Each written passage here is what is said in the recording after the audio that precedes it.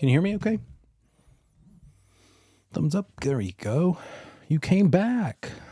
You should be saying that to me. You're like, where were you? Why did you leave us? It was my anniversary and had some anniversary plans. Had to actually do some other teaching that afternoon and move some things around so that we could, stay married, not screw up as a husband and stuff. But I missed you guys. Did you miss me? You have to say yes, whether it's true or not. Thank you. Okay. You did land use control. You did transfer of title. We will do a little review of those things, make sure any gaps are filled in. And we might even get on into agency, which is super current and topical. If you're reading any headlines now, agency is being overturned, sort of. It's crazy. Oh my gosh, they're cashing in. I kind of wish I was an attorney who was doing all the suing, because that's who's winning. Let's just be clear. The ones who are winning are not the ones who, the fussy buyers and sellers that think the system was rigged. Class action people, what are they going to get? $27 a piece? The winner is the attorney getting 30 to 50% of that big monster chunk whenever that happens. We'll see. I just want it to benefit consumers, and I'm afraid that might be hard, but we'll get into that later. Okay. This is what you covered last night, section 4 in the syllabus, and then section 5. You left off about halfway through that. So let's take a look. Hit some highlights. Important word that we'll see recurring in the course. We are live streaming. We missed the live stream last night because it just wasn't logistically possible, but there are 2 other versions of this class session, and I'll somehow point them. I'll make a link to those so it'll be easy for you in Notion just to click it if you need to recap and watch when I did it the last time around.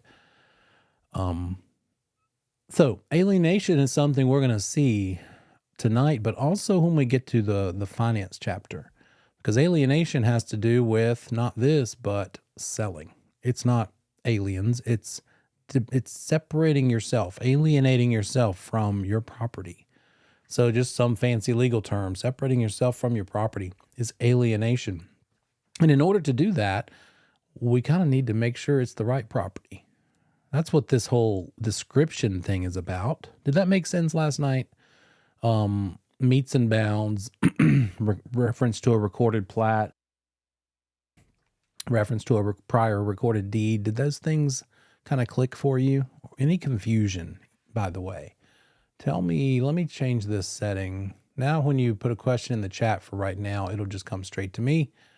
So feel free to let me know anything you need, you feel like it was just kind of mixed up, because this is a chapter that has some confusing topics in it.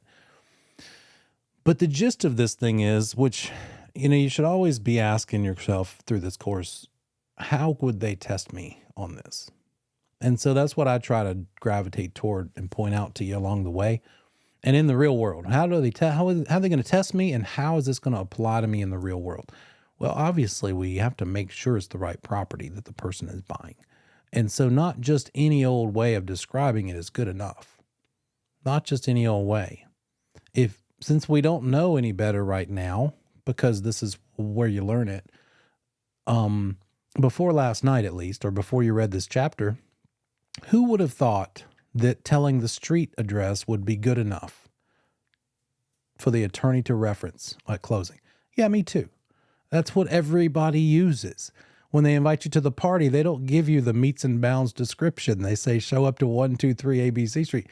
But for this, it's not good enough, because the street address is not as formal, right? It's not as in stone. That's really just what the post office knows about you. It could be, oh my gosh, got a little insight in the chat. I will not share it. Okay, interesting. I have no idea. To that person who just commented, I didn't know that would be coming. Anyway, what does it mean to have a property with a cloud versus without a cloud? So cloud is referring back to the title of the property. So like the title of your car. When you buy your car, let's say this. I think this might be a good example. It just occurred to me after 5 years of teaching. It just hit me. My brother got a great deal on a minivan because it was in a wreck. It's a salvage title. That salvage title minivan is like a clouded title of real estate, right? So yes, you could buy real estate with a title that's not crystal clear, meaning no issues. A clear title means nobody has ever done anything, tied it up in litigation in court. Some other person, third party, claiming that they own some of it. Any sort of Jerry Springer daytime TV drama nonsense, right? None of that. That's what clouds a title. Encroachments can cloud a title. Anything that keeps the title from being nice and easy. No drama, no argumentation, no problems in the transfer of it. And clouding the title could come in many forms. It could come in the form of litigation. You get sued for some reason, and part of that lawsuit resolution is the court puts a lien on your property. That would cloud the title. Or again, like long lost cousin who says, well, Granny put me on the deed too, and they come forth with some sort of claim, and having to clear that up would potentially cause a cloud on the title. And then any sort of liens. Liens are probably one of the bigger reasons that happens, and encroachments. The fence is over the line. That clouds the title of both properties, the one that's being encroached upon and the one doing the encroaching. So those are the main ways. Somebody had asked, what's cloud versus no cloud?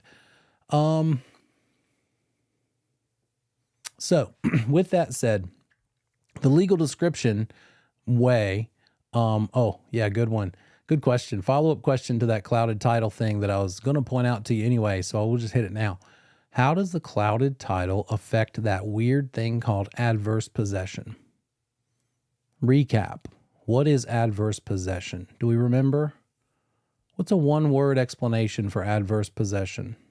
Free form, just word association. Tell me words, 2 words I'm thinking of that come up. One is the acronym, and another one is, you tell me. What sort of thing are we talking about with adverse possession? Who might be in it? Who might be trying to do it? Yeah, there it is. Giovanni says ocean is you're right, is the acronym. Involuntary transfer, you bet. What's the name of the person? What's the name of the offender we see on the news report when they say so-and-so is trying to live in this other person's house, hoping they end up owning it? It's not a very appealing word. S word, you got it. Squatter, it's like being a squatter. Adverse possession, ocean acronym. They are in it, and the owner doesn't know. That's the N, notoriously, right? What are the other words? What are the other letters of ocean?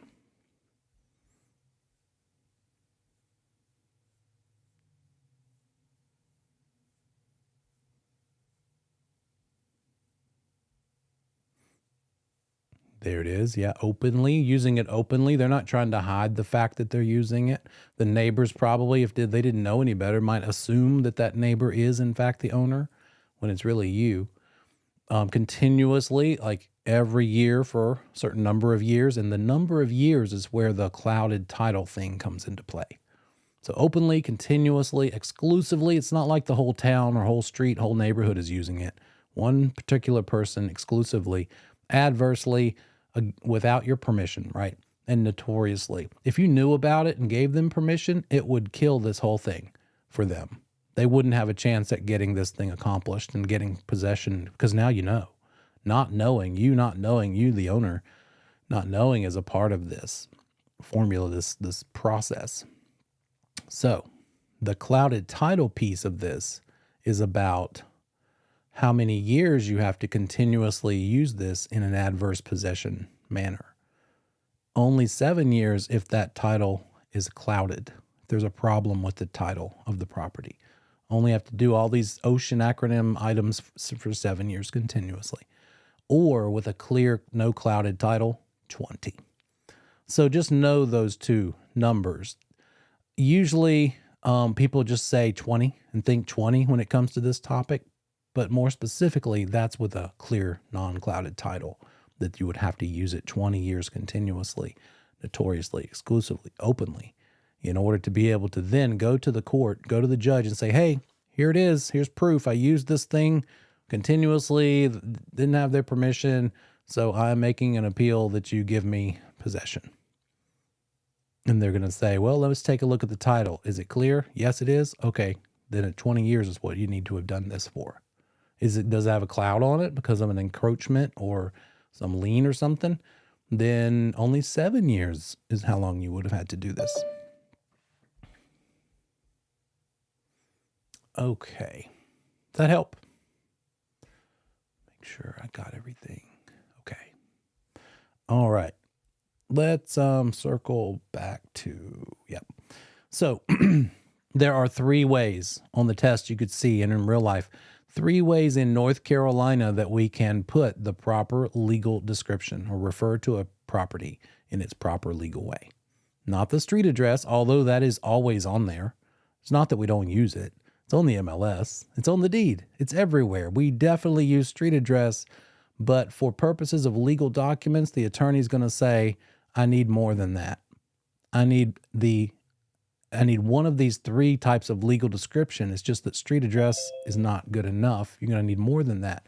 What are those types? By far the best method, very testable item, by the way, testable here.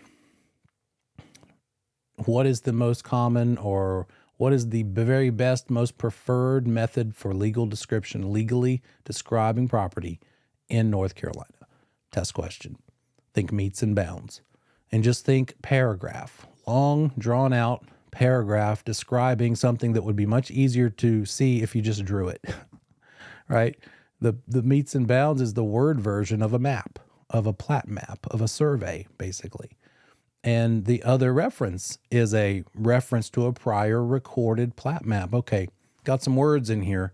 Plat map, basically just think what a survey looks like.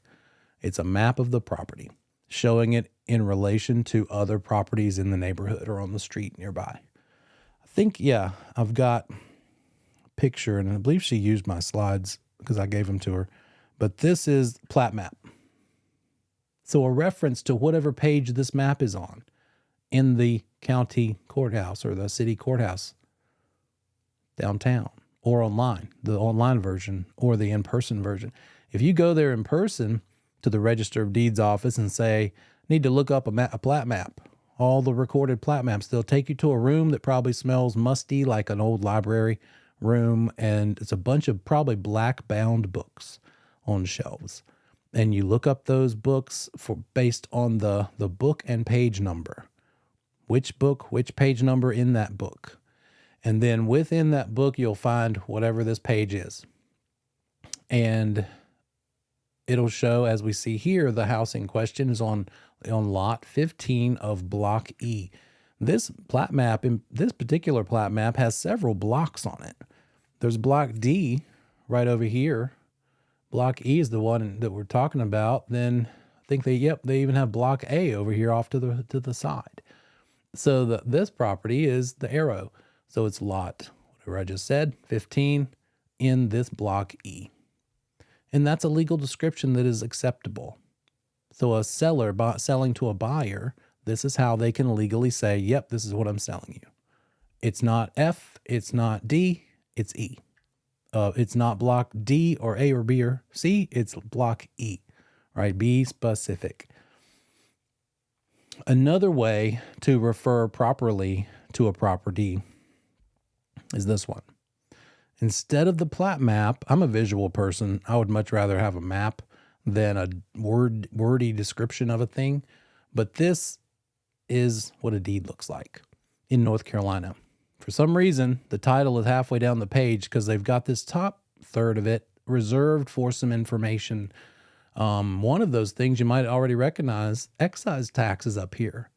Because in the olden days, they would literally lick stamps. The person clerk at the courthouse, they'd say, give me the money for the revenue stamps. That's another term for excise tax. And you'll hear me, the dinosaur, call it revenue stamps accidentally a couple times, but that's what it is. Same thing as excise tax. And they would put stamps across the top. Thankfully, we don't do that. We don't put DNA on their deeds anymore. We just write it in there and acknowledge, look, they paid their tax. Parcel number is there. It shows the parties, seller and buyer. What are we going to see on the signature page of this deed, by the way? Whose signature is going to be on the deed? Did we cover that yet? Very testable item. Only the seller. Good job. Just the grantor, the one giving it up, selling it, getting rid of it. That's all. Not the buyer. They don't have to sign it, just the seller. And so it could be that the property that we're dealing with right now was sold 5 years ago. If nothing has changed as to that property and how big it is and where it's located and how many lots it's made up of, then we can just refer back to that deed from 5 years ago and say, what we're selling today is pretty much the same thing as what was sold 5 years ago. Let's refer to it in that book on that page number from that sale back then. That's a reference to a prior recorded deed. It's not the deed for this transaction. That's going to be a new one because it's got to have new names on it, right? It's got to have the current seller selling to the new buyer. But it's going to say, hey, that deed that seller back then sold to this current seller when they were the buyer, that's the same property. So that's all we got to do. So those are the three possible ways of, in North Carolina, referring to a property legally.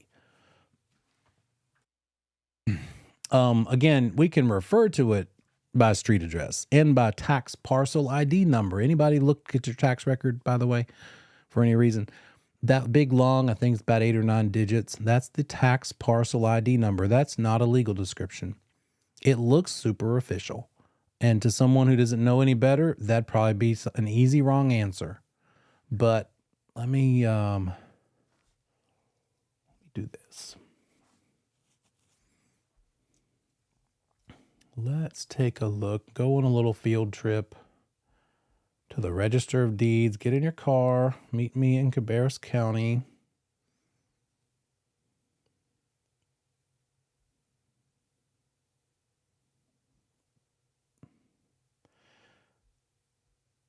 Yeah, we'll do it this way.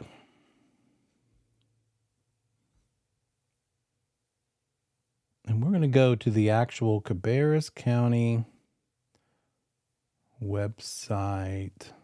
There's Cabarrus, and that little V, that little triangle.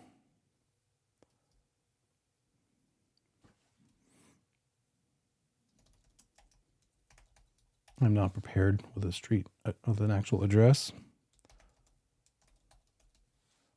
Oops, let me do it this way.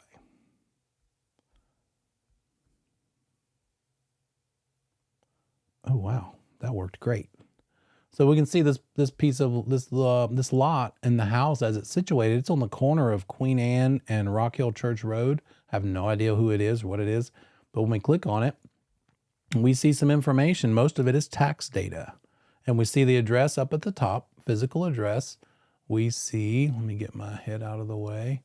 We see the PIN or the parcel identification number, which is again not a legal description, but it is something we can still put in the listing agreement, put in the sales contract, because it's in the as many possible ways of identifying the property you can use, the better. Use them all. And typically it's street address, parcel ID number, and at least one of the legal versions of the legal description. As we keep on going, notice they have physical address, same as mailing address. They have the person who owns it. They talk about the land value. They split it up into 2 different values, just the land tax value as well as the building tax value. And then both of them added together is the total assessed value that their taxes are based on. I don't even know off the top of my head what this is. Sale date, last time it was sold back in 2019, and the sale price. So back then, they got $148,000. And the assessed value was only $147,000. They got not much more than the tax value. That's not common. And I think it's because right around that time, they had just jacked up all the tax values, because that was the octennial reappraisal year, if I'm not mistaken, when everybody was fussy. because now I bet the year before their tax value was like 120 or less.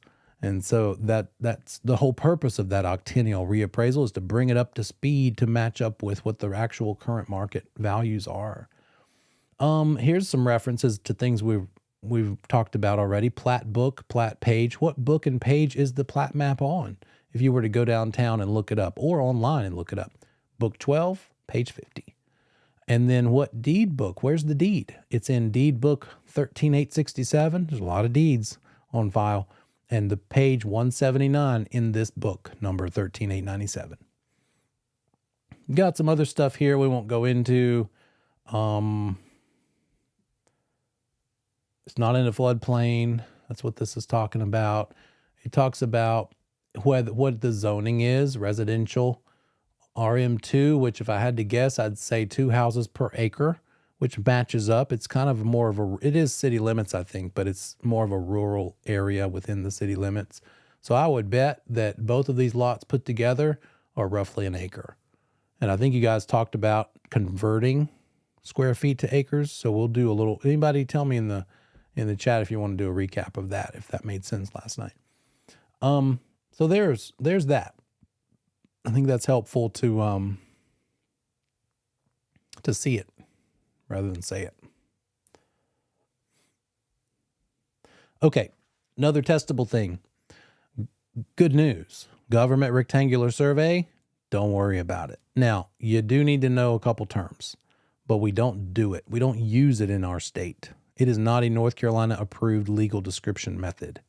It's pretty smart, frankly. Pretty sharp idea as to how that worked, and I'm sure you saw those slides. We'll flip through them a little more quickly tonight.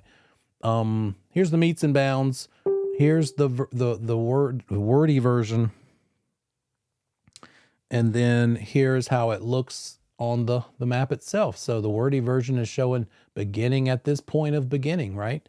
And then it's proceeding clockwise, referring to the degree of the direction you're heading in, and then also how many feet you're going. And these corners, these edges that are referenced are one of the things you need to know for meets and bounds, and that is they're called monuments. Where does the direction change? In modern times, those are probably about 12 to 18 inch metal rods driven into the ground, right? You ever see the wooden stake with the flag on it when a property is freshly surveyed? That's not it. It's showing where the metal stake is. The metal rod is under that stake. And when your grumpy old neighbor behind you tries to fudge the line because he thinks that he's got more than you do, and he tries to move those flags at 12 at night when everybody's sleeping, that didn't work. Because what he didn't move was the metal rod driven into the ground underneath it, right? People don't realize that. Sometimes in more rural country areas, you'll see that rod or like a black dot in the middle of the road.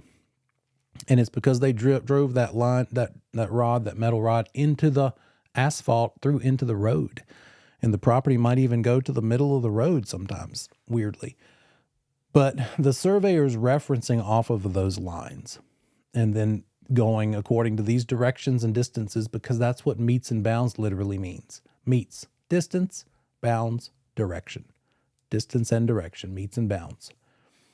Originally used in the 13 colonies. I don't think you'll be tested on that, but still used today by those original colonies. Here are the terms you need for meets and bounds: point of beginning, monument, meets and bounds, distance, direction. Those are very testable possibilities. So vocabulary is important in this chapter. That's all the stuff we just said. We won't do that. And the rest of the country, besides the original colonies and Texas, used the government rectangular survey, which is a grid like this. And so important thing about this is the terminology. What are the lines called? Meridians and ranges are the verticals, north-south running lines. Baselines and tiers are the east to west horizontal lines, the yellow ones here. And that little blue dot here in the corner represents a town or a township. Within that town is the government stuff. Like what town? Near me, I'd say in Cabarrus County, Concord I would call a city. That's literally the city of Concord. The city of Kannapolis in Cabarrus County, right here to the east of Charlotte. But then there's a couple small towns, the town of Midland, Midland. It depends on where you're from as to how you say it. Do you say Midland or Midland? And then Harrisburg, a little less rural, but still more of a, let me see. Yeah, I think it's still officially called a town of Harrisburg. Well, back in the old days, right, the good old West with the saloon and the dirt road and all, can you imagine how bad this thing smelled back then? When I watch these movies, I'm like fascinated by how hard life was, but I'm so glad there's no such thing as smell-o-vision. I'm sure it'll come someday, but I don't want to watch it because that seems disgusting. But back in the day, the town, they did some things to be organized. They said, well, let's make these all the towns the same. Let's put a grid. And at whatever this spot is, whichever number that is, I can't remember, 16 or 17, is where we'll put the schoolhouse and the sheriff's office and the jail and the government building, the courthouse. It's going to go there. Every town that you stumble into, because you've never been there before, if you go to this block, this section within that town, you'll find those things. Some other things about townships is the dimension. I'm sure she covered that with you. Testable item, it's 6 miles square, 6 by 6. And then an important couple of actual numbers to memorize. Do you know how many feet are in an acre? How many square feet are in an acre? Remember that?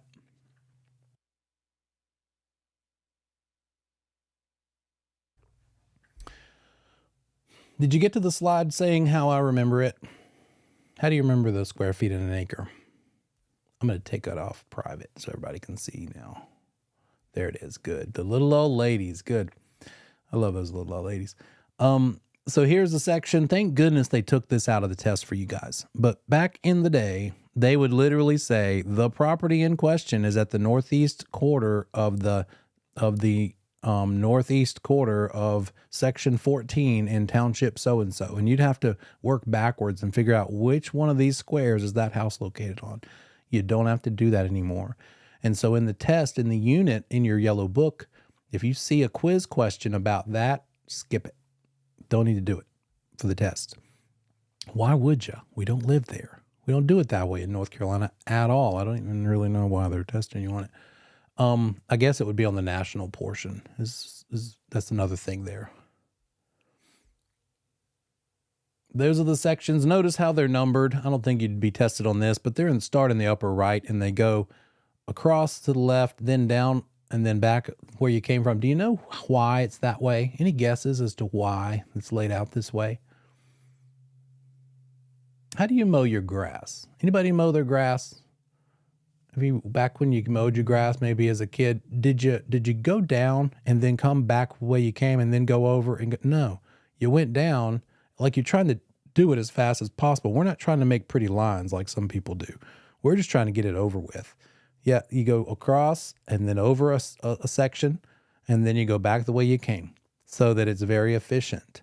Well, this is also the way that they used to plow fields, because back then, what I'm talking about is like 1700s, 1800s, they plowed fields. One man, of course, it was a man, let's just be real, a man with a horse or a mule pulling a plow. And so a couple little weird things here. That's how you efficiently plow a field. You don't go down and then back the way you came and redo what you just did. So that's why it's like that. And that's how they numbered the sections.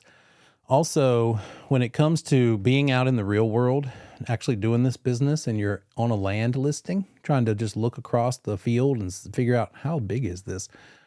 An acre, 43,560 square feet, is roughly the size of a football field without the end zones.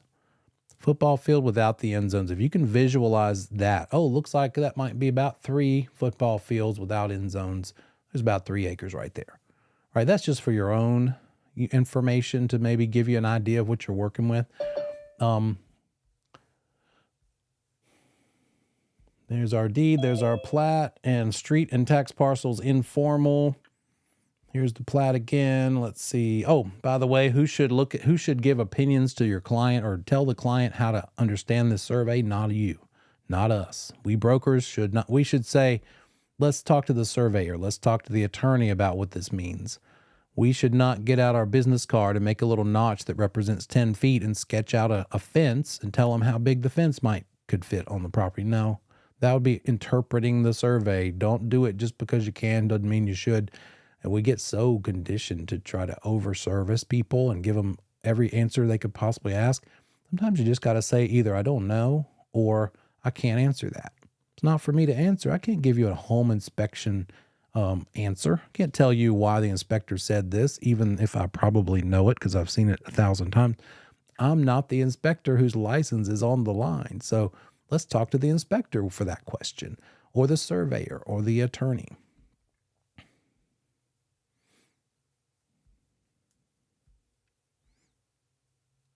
We've talked about these terms. Here's some more terms. Dying with a will in place, dying testate. Testate means the person who died had a will. That means they're separating themselves from their property, not because they died, but that is why they're separated from their property now. But with a will, voluntary alienation would be, hey, I died and I'm telling the world who gets my property. That's why voluntary alienation is written out beside testate here. They're making sure that they have a say into who gets it. If they didn't get around to that, because frankly, probably more people don't think that they'll ever die really or plan for it, so they don't bother to do this, and it makes it harder on their survivors. As an executor of my mom's estate, we thankfully had addressed that already. I bought it from her years before she died, so we didn't even have to have the house in the probate process. But a lot of people get caught and have to deal with that and have to make decisions and delay getting it sold until the probate process is over. If someone dies and didn't get around to making a will, then nobody knows what they wanted to be done with that property. And so if there are no heirs that they've named, and if there is no will, meaning they never had kids, then their parents are dead, because if you don't have kids, the next in line in succession, I think, is your parents. Then it's your siblings, and then it goes out further from that into the extended family. If there's none of those that can be found, and there's no will that says give it to the orphanage, then that's involuntary alienation. The laws are going to take over. And ultimately, no wills or no heir, who gets it?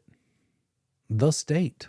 North Carolina gets it through this process of another vocabulary word to know, escheat, the E word, escheat. The state gets it because you didn't take care of your stuff while you were alive. So they said, well, no will, no heirs. We can't find any of that. Then the state absorbs it. When you choose to transfer property, that's voluntary alienation. Usually court-ordered is what we're talking about with involuntary, sad. I'd put a sad face beside that term. Lien foreclosure is another way to lose your property because you bought it with a mortgage.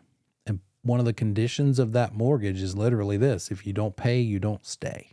Sometimes, many times, the attorney explains that, literally those words. Hey guys, sign here the deed of trust. That's what the North Carolina version of a mortgage is, by the way. Same thing, though. We're putting the house up as collateral. I promise you, I swear I'll pay the payment. But life gets tough and I fall behind. If that happens, what you promised with that deed of trust / mortgage is that ultimately, when they decide to foreclose, that's what's in jeopardy. You could actually lose the property. That's the only way they would agree to give you the $400,000 loan. Right? That's a lot to ask. So it's a big risk that you also have to put out there for them. There's the cloud 20 verses 7. It doesn't work for government property, adverse possession. Wouldn't that be nice? Because some government property is never even visited for forever and ever. There's a sheet. Okay. We'll do this. Eminent domain. Did that make sense? You might have heard of this in movies or on the news. The concept that the government could actually take your property, but it's not that simple. It's not that they're taking it. They are buying it for a market value, but you may not actually want to sell it, but you kind of are forced to. And it's this process of condemnation through eminent domain. There'd be some things that have to take place for this to be allowed. Number one, They have to pay you something that's called fair compensation. Now, you may not feel that the number they came up with is fair. It will be an appraised amount of, it'll be an appraisal. But you might think, well, that's not enough. It also has to be for the good of the public, not just some for-profit company. It's got to be for more than just you, the good of the public. Maybe we're going to widen the street like we see in the picture here from 2 lanes to 4 lanes. So I'll never forget, I believe, Sharon Amity in East Charlotte, a stretch of that road had little brick houses down through there. When I was a kid, we saw a bunch of cones lining the street, and all of a sudden, it seemed like within a month or two, all of the big, long front yards were chopped in half because that's when they widened the road from 2 lanes to 4 lanes, and they definitely used eminent domain down through there and gave everybody letters and said, hey, we need to do this. It's for the good of the public, and we're going to take half your front yards. We'll give you money. Here's how much we've determined through the appraisal that this amount of acreage is worth. And so we're chopping off a half acre of your front yard, so we'll pay you X dollars. The owner must have access to due process. That means they can go to court over it and argue about it if they want to, not that it will do much good probably in the long run. Because again, it's for the public good versus the good of one person. What about this thing? I have a feeling this might have been a sticking point. How do we feel about this concept of valid deed essential elements? Is that a little tough? Because I say that because of this. If we think about it, if we needed to come up with a system of how to do real estate closings and make it official, selling a property by one person to bought by another, there are some things we would all probably agree that need to be on that deed, that need to be in place so that this is a good deed, a valid deed. And I'll bet that some of the items on this list we would have put on that other list. Like, let's record it. I think that's the biggest one that probably people get wrong. They think recording must be an essential element of a valid deed because later, and as a matter of fact, when we get to the closing chapter, I'm going to tell you it's not considered a closing until it's been recorded. That sounds pretty essential to me, but you got to not think of it that way. Let me reprogram your brain a little bit. This isn't saying these items on this list are what it takes to make it a transaction. They're saying that in order for a deed to be considered valid, these are the items that must be in place. In other words, let me reword it. Let's go over here. Recording the deed doesn't make it valid or not. It's still a valid deed even if it doesn't get recorded. Now, for other reasons, it absolutely is going to get recorded. But one of those reasons is not making it a valid deed. The validity of the deed is not affected by whether it got recorded or not. Still valid, meaning still good. What are the valid points? Well, it needs to be in writing. That makes sense. You can't trust somebody's word anymore. Sadly, it's just the way it is. In court, especially, Judge Judy doesn't want to hear it. She wants to see it. Grantor must have legal capacity. You probably got a little bit more into that. What does legal capacity mean? The seller must be what? 3 things. It's about the people. You got it. 18, sane and sober. Let me make sure I'm... Okay, yeah, I'm set to everybody now. So if you guys choose on your end, then everybody can see your answers on this end. So yeah, 18, sane and sober. That seller needs to be 18 in order for this to be a valid deed. Can it still be a deed? Yeah. Will it be valid? No. It'll be one of the other V words that you may have run into and maybe been confused by, void or voidable. Yes, the reasons are testable. Somebody's asking. This material here is important, so that's why I'm stopping and slowing down here. When it comes to this valid deed thing, valid compared to what? If it's not valid, then what is it? If this deed isn't valid because it's lacking one or more of these things, what might it be? It might be one of the other 2 V words. And those are void or voidable. Void or voidable. And I use these memory aids for those items.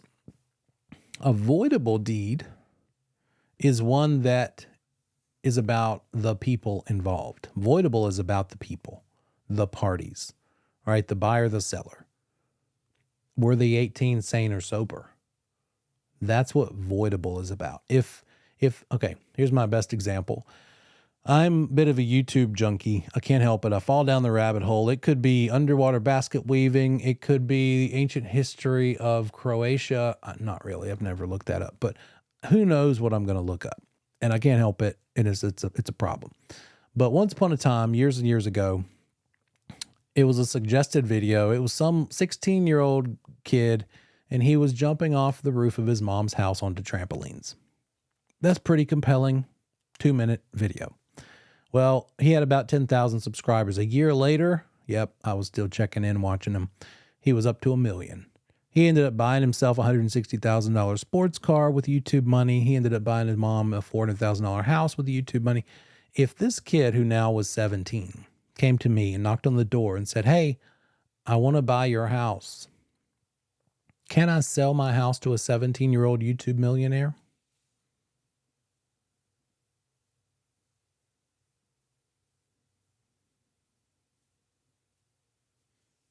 Yes or no? Yeah, I can. What kind of deed would it be? Would it be valid? Would it be void? Or would it be voidable?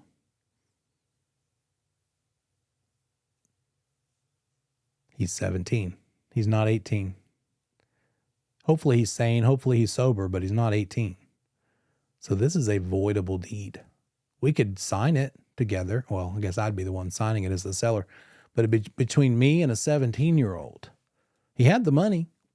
I was satisfied. He showed me a bank statement, proof of funds. He showed up to closing. He signed the paperwork. We actually successfully bought and sold this thing. He bought from me. I sold it. So this was actually a successful transaction potentially. So there's another side note, a little side lesson. Avoidable deed or avoidable contract, which is what we would have had during the process before we got closed, can actually successfully close. And here, let me blow your mind. So can a void one. A void contract or a void deed, a void contract particularly, can result in a successful closing, a successful transfer of title, successful alienation from a seller selling to a buyer. So it doesn't mean that only valid deeds can successfully result in a closing. It could also be a voidable or a void one, because it's not about like the lottery ticket that you bought and you scratched off too many letters and you made it a void ticket. Is that tracking? Is that making sense? When you have those scratch off things and you just don't scratch it off the right way, maybe too many bubbles now it's no good. Even if it would have been a winner, you screwed it up. You made it void. Well, that's not the same concept as we're talking here. This is about how enforceable is this thing. Valid, void, voidable is about, is it enforceable or not? Meaning, if somebody complained and said, "I don't want to sell or buy anymore," what could you do about it? So, valid deed is the best solution. Best possible scenario. This is what we want to deal with. We want things to be nice and boring. No drama in real estate transactions. I'm currently in a very dramatic transaction. Every step is like 10x difficulty because of the parties involved, because of just extra hand holding. And I was on a ladder on the second floor today for a reason or two. I was in the crawl space. I was in the attic. I'm trying to hold this thing together with my toes and my fingertips, and I'm stretched out in the middle. And hopefully we'll close on one of the two transactions involved, maybe Wednesday, maybe Friday. It's beating me up, but they're not all like that. Essential elements of a valid deed, they need to be in writing so that they can be enforceable in court. They need to be a seller who is of legal capacity not to make it a successful transaction, but to make the deed valid. It must be that both parties, buyer and seller, grantor, grantee, are both identified, listed, named on that deed. It's right there on the front page of that deed we looked at a little bit ago. Let me flip back this thing.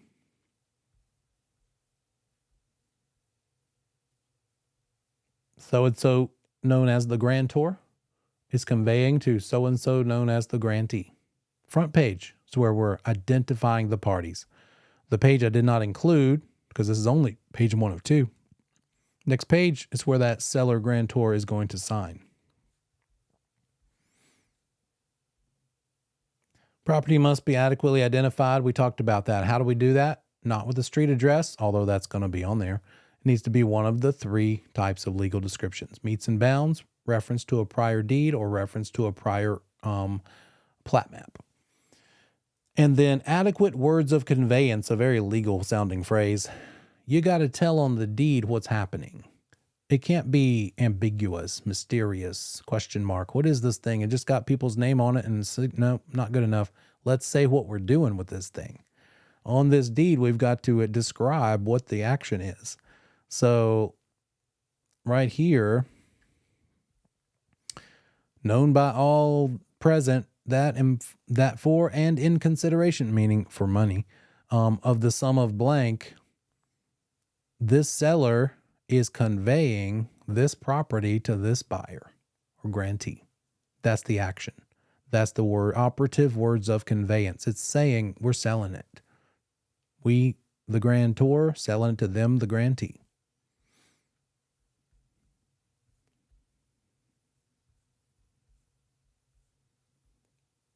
And then signed by the grantor. You know that already. Seller only is all what we need for signing.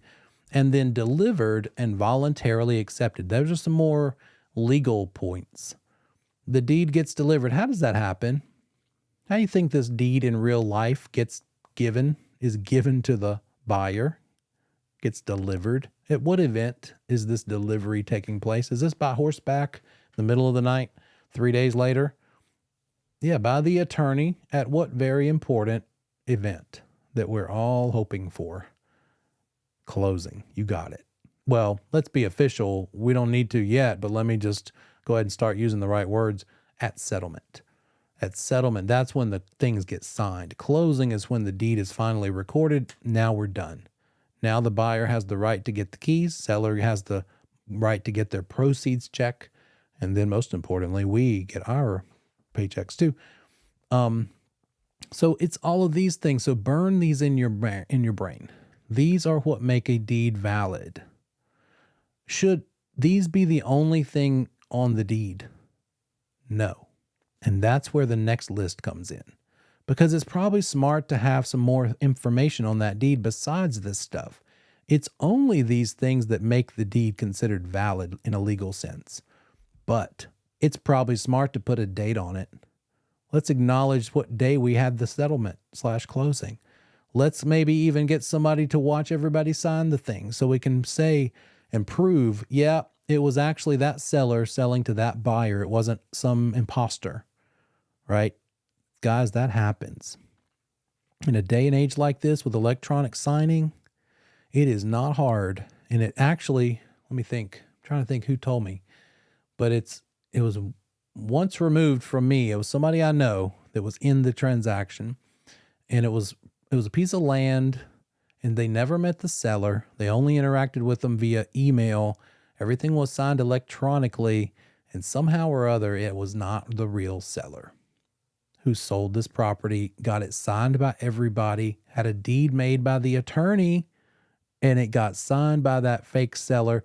And then like a couple weeks later, the real seller said, wait a minute, somebody said that my property got sold. I never agreed to that. That wasn't me. You better believe that attorney was sweating. The agent, of course, but also the attorney. They should have caught it.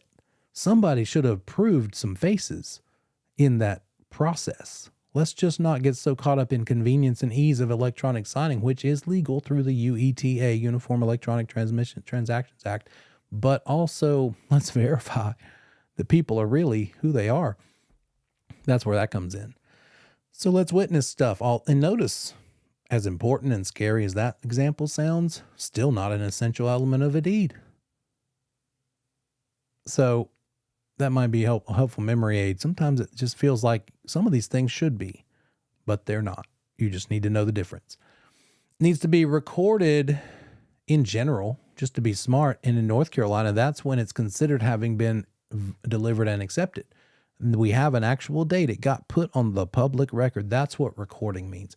We're not talking about video recording, audio recording. We're talking about stamping at the courthouse from the Register of Deeds persons, acknowledging that, yep, we're going to put it in the book that everybody in the world has access to. Anybody, you can see what your neighbor's deed looks like. You can look it up right now. It is public record. I have a feeling that Michael Jordan owns some land in Charlotte, some property, maybe not land, but some real estate, maybe in the Charlotte or surrounding area, since he owned the Hornets there for a long time. But I'll bet, and I've never done this, I probably should try, that if we looked his name up in the tax records, we couldn't find it. Because I bet he doesn't own it in his human name. He owns it as some kind of fancy 23 something LLC or something mysterious and private for the privacy. You got it. A trust or an LLC. Exactly right. So what are those non-essential elements? Doesn't have to be dated, but it should be. And it is actually in real life.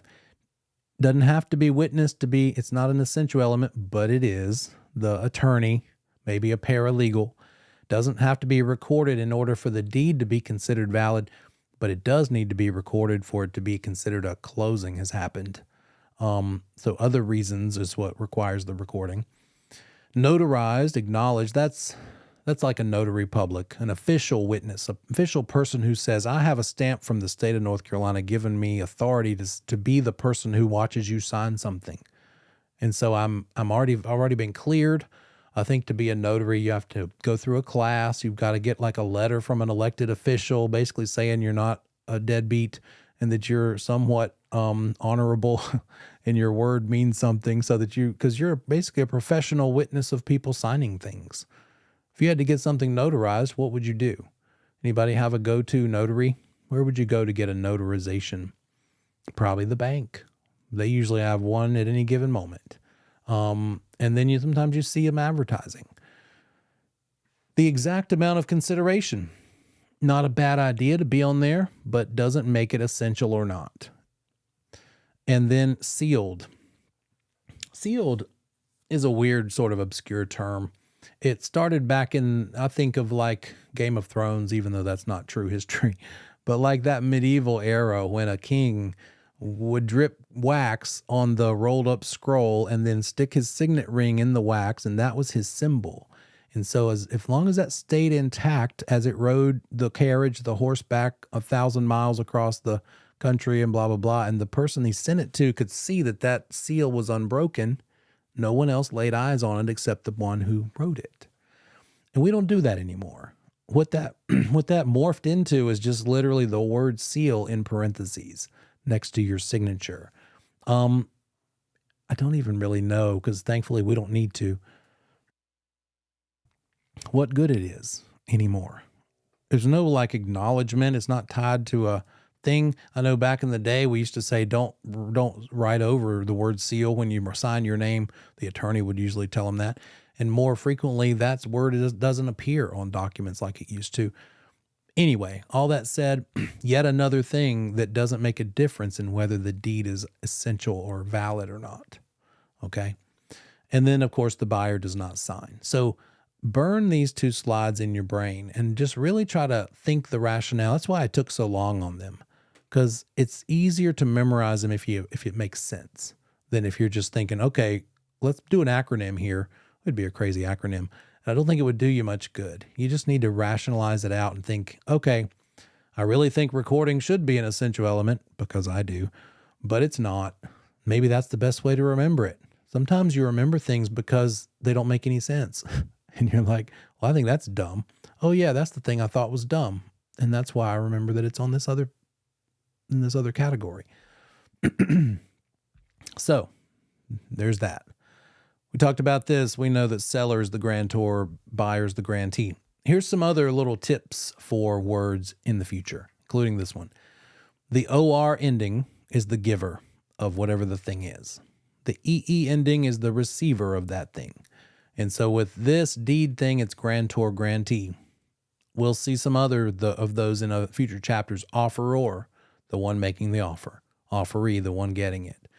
When the seller does not take that offer and instead makes a change and counters, now the seller has become the giver of the offer. Now that's who the offeror is. And that's why it says counter right there. Lease is leaseor, the landlord, versus leasee, the tenant. Mortgage, that's a little weird. That's another one that's, I'll bet if I didn't show you this slide, you'd guess it wrong. I'm not saying that you aren't capable. I'm just saying it's an easy one to miss. I would have missed it because I would have thought the mortgagor is the lender. But we have to think, and we'll get more into that when we get to a finance chapter, what is a mortgage? It's the collateral. It's the thing in writing that represents the collateral for the loan. The collateral meaning the house and property itself.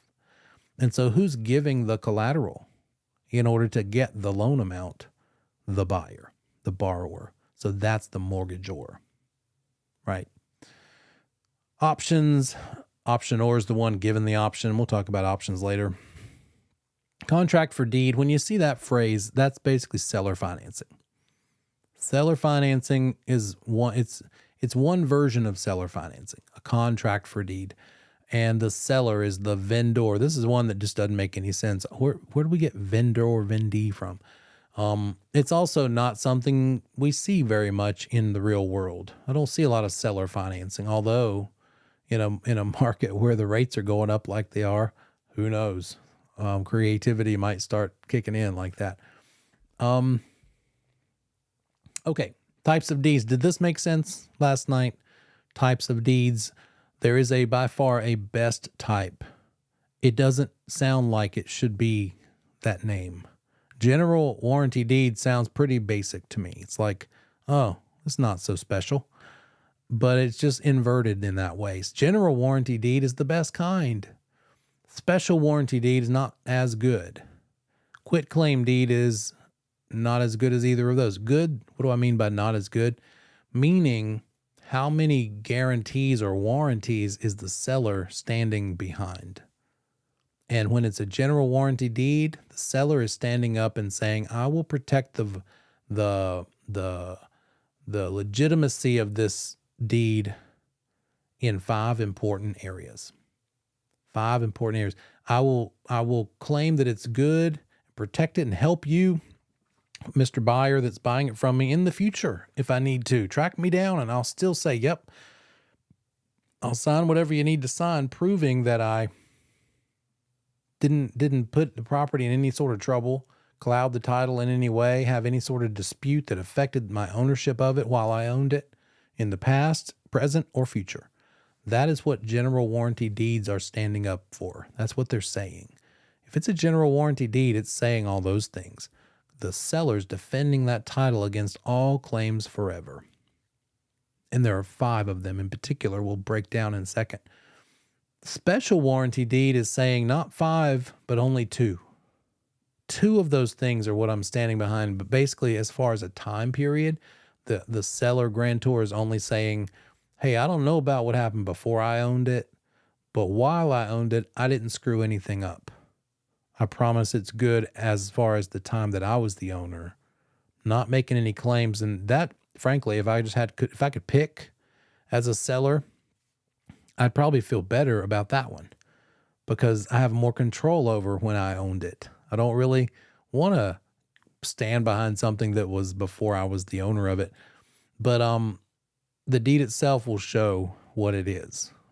Quit claim deed, the grantor is saying, I'll sign this over to you, but I'm not standing behind it, and I don't plan to defend it for the amount of time that I've even owned it. It's something that accomplishes other goals. It might be something that you sign in a divorce. And in a divorce situation, you were both the owner at one time. And so it's just a matter of who's getting the property in the split. Well, I feel confident, even though my spouse is signing their portion over to me now, they're going to sign it over probably with a quit claim deed. because you're okay with that, because you were there too while they owned it. It's not like they're a stranger seller. And you're like, yeah, did you do anything weird about the title while you were there? Because you were right there too as one of the owners. So not as big a deal. Come back from break. We'll dig a little more into general warranty deed and finish up our little recap here and get up to speed on I just blanked. Whatever that zoning topic is. So I'll see you back here in 10.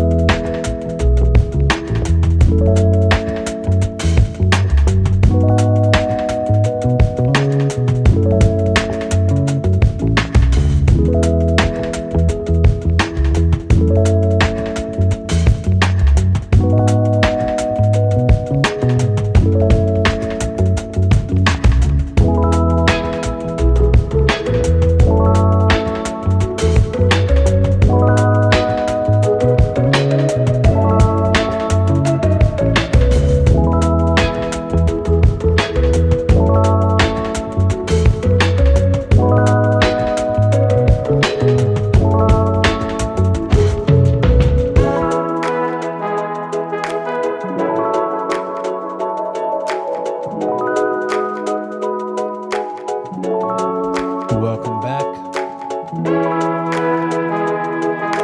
Question in the chat. Let me take a look at that.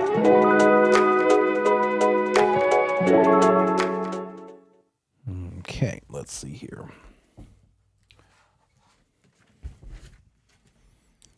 Bear with me a second. It's talking about Unit 5 quiz in the back.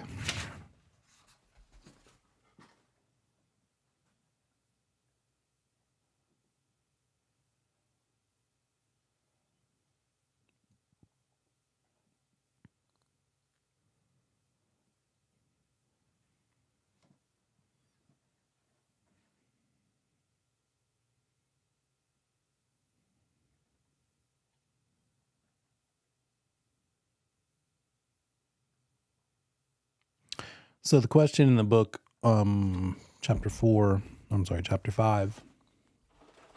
Let me see here.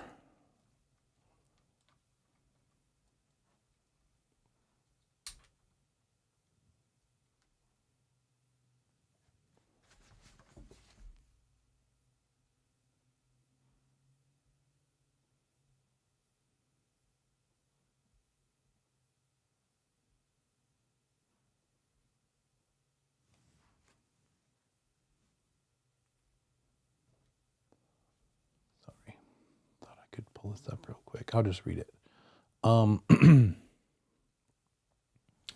Is man owned property as tenant in common with his two best friends. Tenant in common. Does that have right of survivorship built in? In other words, when one of those owners as tenants in common dies, do the other owners get it automatically? No, they don't. That'd be either joint tenancy or tenants by the entirety. Tenants in common is going to depend on who his heirs are. So there's that. But keep going. Years later, the man was adjudged legally incompetent and moved into a nursing home. Pause. And we'll get to that tonight. But when a judge or a court decision renders you incompetent, not just your medical diagnosis of Alzheimer's, for instance, but the judge says someone else needs to be in charge of your affairs, it's not voidable anymore. It's actually void. Void because it's a court decision. If all it was an Alzheimer's diagnosis, it would be voidable. 18 sane and sober, the sane part. But when it becomes a court decision, forget voidable, now it's a void thing. During his stay at the nursing home, he wrote a will, leaving his entire estate to the nursing assistant assigned to his care. Survived by 3 children when he died. After his death, the real estate interest passed to whom? Not his 2 best friends due to ownership rights, because there's no right of survivorship. Not the nursing assistant named in his will, because he was insane or court determined unable to deal with his affairs. The state by a sheet? No, because he's got a will. It would have to be no heirs and no will for that one. So C, his children by the law of intestate succession. That's the answer the book gives you. I'm not sure that they will go that complex on the test question, because keep in mind, this book is Dearborn Publisher, and all they're doing is writing questions to test you on the content of the chapter. They're not tuned into the Real Estate Commission, the North Carolina Real Estate Commission. This is a book that is got both national and state related content in it. But the answer they give, according to the person who asked this question, I'll just take what you're saying is true, that the book gives is C is the correct answer, the one about goes to his heirs as part of intestate succession.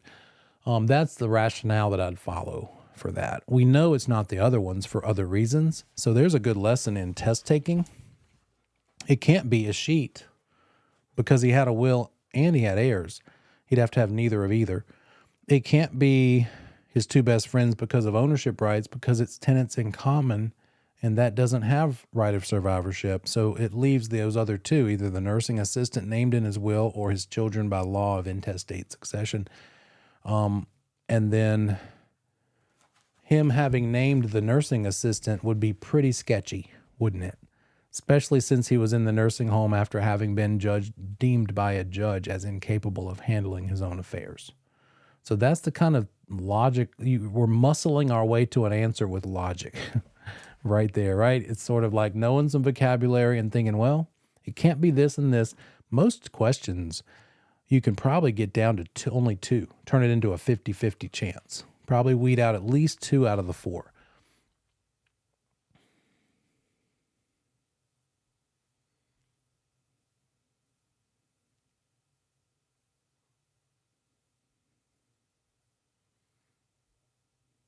Good. Okay, good. And then somebody mentioned Unit 3 math problems. If you have particular math problems from that unit, give them to me. Tell me either Notion or text or email, and I'll be glad to go over them with you at the right time for that. So just as a general rule or guideline. Okay, so general warranty deed, again, that's the grantor saying, look, I'll stand behind the fact that there's been no problems with this property in the past, while I owned it, and in the future. If you can track me down, I will do what needs to be done to clear it up. Here's the problem, though. In the future, if something were to happen and they did have to track down this person, is that something that's common? Probably not. What if they're dead? What if they're broke, bankrupt? They can't physically, like monetarily fix a problem. Well, that's what title insurance is for. We haven't gotten there yet. But in the event of the seller who sold you the property with a general warranty deed not being able to back it up like he's promising with his checkbook, the fact that they had title insurance on it will kick in. That title insurance policy will say, okay, this was paid for at closing, so we have to honor it. And the odds of them having to do that are pretty slim. That's why they're willing to, right? Pretty good deal. If you can ever own a title insurance company, probably a great investment. Here are the 5 covenants that you're promising when you're a seller giving someone property as a general warranty deed. This concept of sizen, it goes back, I think of that medieval timetable, and it's sort of like maybe some dude standing on the top of a hill pointing at the line of trees over there, all the way over to the river over there, and that's what I'm selling you, from there to there. So this is mine, and I promise that it's mine and that I will give it to you. I'll sell it to you. This is what you're getting for this money you're paying me. Sort of like that concept there. The guarantee of encumbrances, or the covenant of encumbrances, says, look, when you get this property, when I sign it over to you, you won't have any further obligations. In other words, it's free of any liens. I've paid my bills. By the way, do you remember in previous chapters we said that you actually can sell a property that has liens on it? Well, if it's true that you could sell a property with liens, and we just saw here that general warranty deeds include the covenant of encumbrances, meaning free from liens, if you're selling a property with liens on it, can it be a general warranty deed? No. It would have to be one of those other kinds of deeds, wouldn't it? So you can still sell it, but it won't be this one. It'll be a different kind of deed if it's got liens on it when you're selling it to them. Also, the covenant of quiet enjoyment, meaning protected from third-party claims. Some other person, long-lost cousin, some random stranger coming along and saying, hey, so-and-so signed this to me years ago. I'm co-owner here. I promise that won't happen. That's the covenant of quiet enjoyment, not I'll keep the radio down, right? Covenant of quiet enjoyment just means that. Further assurance, that's the thing about the future with general warranty deed. If you need help in the future, I promise to help track down info, give you what you need to get things settled if some weird thing pops up later. And then again, warranty forever, kind of the same idea. Even after the sale is all finished, I warrant that you won't have any problems with this property ownership. Might be something that you create as a problem, but not because of something that I did while I was here or in the past. So that's what a general warranty deed is promising. And it's not possible with all properties. Some sellers might not want to do this. Some sellers might say, I'll sell you my property, but I'm not giving you all these promises. I'm only going to give you the promise that I didn't create any problems while I was the owner, but not the past, in the past, just for the time that I owned it. And that's this one. In fact, the reason I've got the foreclosure on here is when you buy a bank-owned property, you ever see the letters REO property out there in the world? REO stands for real estate owned by the bank. That's real estate the bank owns. They took it back from somebody who didn't pay their mortgage. They don't want that real estate. They have it because it's part of the process. It's their only option because the person didn't keep paying the mortgage and they had to take it. But they're not in the business of real estate. They do it for that reason, but they'd rather just have money. And so a bank is gonna, they're not gonna take on more liability than they possibly can. So when they take back property and you buy a bank-owned property, which would probably be for a pretty good deal, by the way, because it was a foreclosure, and they're just trying to get back the money that they were out. When you buy that, they're not going to sell it to you with a general warranty deed. They're probably only going to sell it to you with a special warranty deed because they're only willing to say, I guarantee it for the time that we took it back from the person while we were the owner for these last few months. Just a side note, just to kind of help you understand where you might see this out there in the world. Quit claim deed, seller gives no guarantees, may or may not have claim to the title, might be for the purpose of fixing an error, might be like a divorce situation. This might be another kind of deed that comes up in a divorce situation. There, again, no guarantees, but you do have a claim to the title. Used maybe to clear up a cloud on the title. Let's fix this title and let's get people to sign off showing that we fixed the title.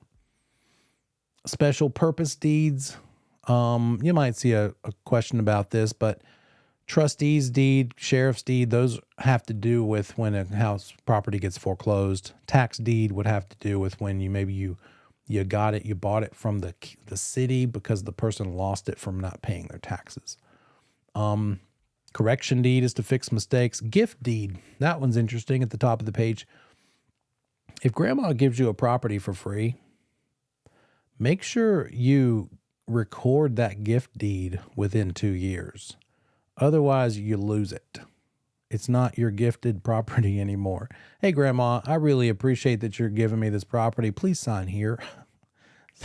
So I could take this deed to the courthouse and register it, record it so that it's officially a gift and it really goes through and I don't lose this gift later. A release deed is something you get when you finally, after all those years, pay those mortgage payments and you've paid it all off completely. The lender will give you a release deed releasing you from the mortgage.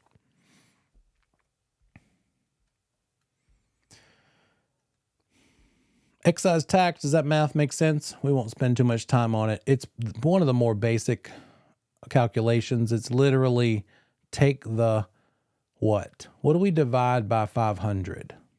The purchase price or the tax value, assessed value? Which one is divided by 500? I could see that being an easy thing to confuse because we've already talked about a little bit of tax stuff, and this is a sales tax. This is not a tax like what we talked about last week. It's what you pay when you buy something at Walmart. It's that kind of tax. For the privilege of selling your house, you get to pay a tax. And in North Carolina, the standard contract has the excise tax being paid by the seller. I'll pause while you tune in to what I just said, in case you're distracted. The excise tax is traditionally paid by seller. Not always, because you better believe when it's new construction, the builder doesn't usually use the standard contract, 2T, Form 2T. The builder has their own contract written. The last one I did for this current crazy one that I'm dealing with, she's selling a house and she's buying a house, new construction. That new construction one, between all the addenda and amendments and attachments to the contract that builder provided us, 110 pages. I read every one of them. Took me 2.5 hours to read that thing because I didn't want to have any loopholes or surprises. And I was reading the whole thing while thinking about the traditional 16-page standard 2T, Form 2T that I'll refer to a lot, that we'll actually study in this class. And that's what you should do. You know 2T, you're going to know it really well after post-licensing 302, Class 302, because we deep dive into it. But the builder contract was written by their attorney, and you better believe it's leaning hard to the left because it is very much in favor of the builder themselves. And usually, almost always, and in that case also, they slide that excise tax right over to the buyer's column of expenses. It's not a law. It's just a sort of a, I just lost my word. It's the way we do it with the standard contract, but it could be written differently or even negotiated. But your answer for this class and this test to pass is seller pays excise tax. Purchase price divided by 500. Oh my gosh. Everybody saw that question. Did I have to negotiate anything out of the contract for my client? There was a heavy negotiation in that contract. I can't tell you yet till we close November 27th, but we'll still be together, so I'll give you the scoop later. Oh my gosh, it beat me up. Oh, she was tough. That's a tough lady. She was not putting up with my client. Yeah, I've got a lifetime of teaching examples to come from that transaction. Anyway, excise tax, it's purchase price, not tax value. And then there's that rounding piece of the puzzle. Let me show you that real quick, just to recap. Purchase price is $327.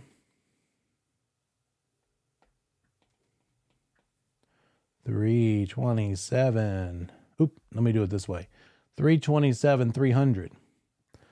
What's the excise tax on a purchase price of $327,300? Step 1.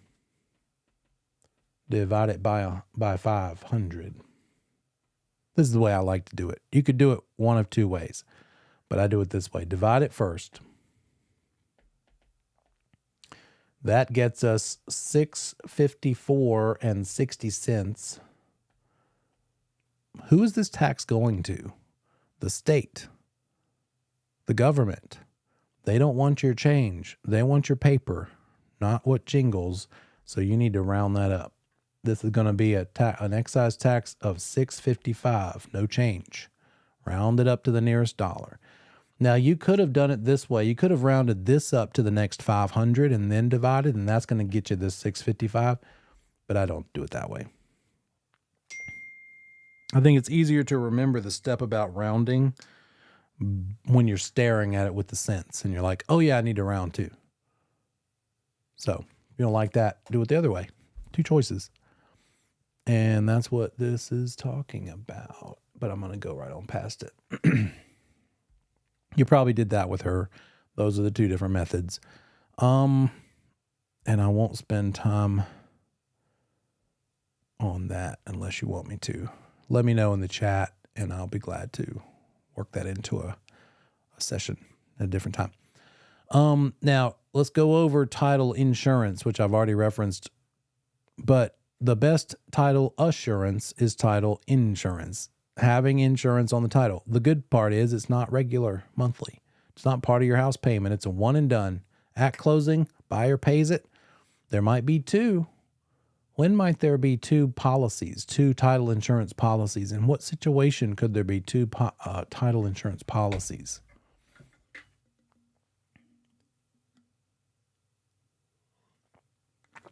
Having to do with how the buyer buys it. Cash versus mortgage. If they use a mortgage, a lender, there's going to have to be a lender policy. If they're paying cash, they only need the owner's policy covering the owner. It involves the attorney doing a title search. They will use a special online resource, sort of like our MLS, but all it is sellers selling to buyers, called a Grantor Grantee Index. And they subscribe to it. I think LexisNexis is who they do that through. We don't have to do that as brokers. The attorney does it, and they verify that this seller bought it from that seller before them, from that seller before them, all the way back. Do you know how many years they have to go back? Do they have to go all the way back to when it was just a little baby house forever 100 years ago? No. You got it. Just 30. 30 is good enough under what? What is the legislation that makes it so that 30 years back is okay, good enough? Something Title Act. Something Title Act. It's an M word, like marriage. Marketable, there you go. Marketable Title Act, testable. Marketable Title Act is the thing that says the attorney has to do the title search only back 30 years, no further. Any sort of clouds on the title, further ago, longer ago than 30 years, irrelevant. There's an attorney in Concord named Howard Irvin who is notorious for going back further anyway. He likes to just go back further, like 75 years. But Marketable Title Act says 30 is enough. And so the attorney's going to do that search. They're going to verify those things. They're going to look for liens, any sort of clouds, any sort of judgments, or from a court or pending litigation, lis pendens. They're going to use their resources to look up all that stuff. And then they're going to say, I've done my research, title insurance company, and you're good to provide the policy. You're good to go. And the title insurance company will say, okay, we believe you. And they issue the policy. And it gets recorded. Something we don't do in North Carolina, hence the cross out there, is something called an abstract of title, a very super, super detailed version of the search, which chronological detailed, we don't do that level in North Carolina. So you might see the term abstract of title. You can just think we don't do that here. A lot of states do, but we don't, North Carolina. Again, protecting the lender as well as the buyer from financial loss due to some discovered defect in the title later. And there's that phrase I said earlier, best title insurance is the best title assurance. And there's the illustration of needing two policies, one that benefits the lender. And the lender's policy doesn't stay the same level because they don't care at what level that policy, that title insurance was at in the beginning when they're halfway through, because the loan amount went down. Every month it goes down. Therefore, the lender's policy coverage goes down as the loan amount goes down. And eventually that gets down to nothing. And so in 30 years, if it's a 30-year mortgage, there is no lender's policy in place. It's not like you were paying a payment the whole time, though. You paid all this up front at closing, but the coverage went down to nothing because it's not needed anymore. Your coverage there in red is still there. As an owner, still in place. But there's only one policy now. The lender's one is paid off because the loan's paid off. The lender's one is over with, not needed because the loan is paid off, is what I meant to say. Okay. Connor Act, another important thing. We got some pretty important points here. Things that need to be recorded in order to protect against some jerk coming along later and saying, I co-own this thing. That's the Connor Act. In order to protect against those kinds of people, need to record something, a document. Document must be recorded to protect against those third-party people coming along later, trying to get in on the action. What documents need to be recorded for this protection? That's the acronym, DREAM Oil. Weird acronym. But these documents should be recorded. They don't have to be, but they should. Remember, deeds or that recording is not an essential element. It doesn't make it a valid deed, but it's just a good idea to record that deed. And then for another reason in North Carolina, it has to be recorded, but not in order for making it a valid deed. Restrictive covenants of the neighborhood, they need to be recorded so everybody in the whole world knows what's expected when you live there. Easements, the fact that you can have a driveway across your neighbor's land, the fact that Duke Power has the permission built in to be able to walk across your property to get to that power line. Assignments, something that we're seeing more of in this market with high interest rates and wholesaling going on, people assigning a contract they've agreed to. You find a desperate seller. You ever seen the yellow signs on the corner at the grocery store intersection? Will buy houses for cash. Are they trying to pay top dollar? Not at all. I get that question a lot. A seller, this same seller, she said, I went to a website saying they could do a quick closing and I put in my information and now all these investors are calling me. And I'm like, that's because you told them to. You gave them your info. And I said, you're going to keep getting more calls. And they're only offering me blah, blah, blah. I think we were asking at one point $600,000 for her house. And that's about the time that she did this on the website. And she got an offer for $470,000. And I said, that's the price a wholesaler investor's willing to pay maximum, because they want that built-in extra chunk that they get to put in their pocket. And she said, why do they keep asking me why I have an agent and will I dump you? I'm like, because they want to be the smartest one in the transaction. If you don't have an agent, then you're out. You're not on the same level playing field. They can take more advantage of you and steal your equity. It's really and if we're getting down to it, that's what that is. So if they were to have contracted with my little seller at $470,000 when the house is worth $600,000, and then instead of closing it themselves, they called their neighbor, friend, best friend investor and said, hey, I got a live one here. Will you pay me $20,000 and I'll just assign my rights to this contract over to you, and then you can go close on it?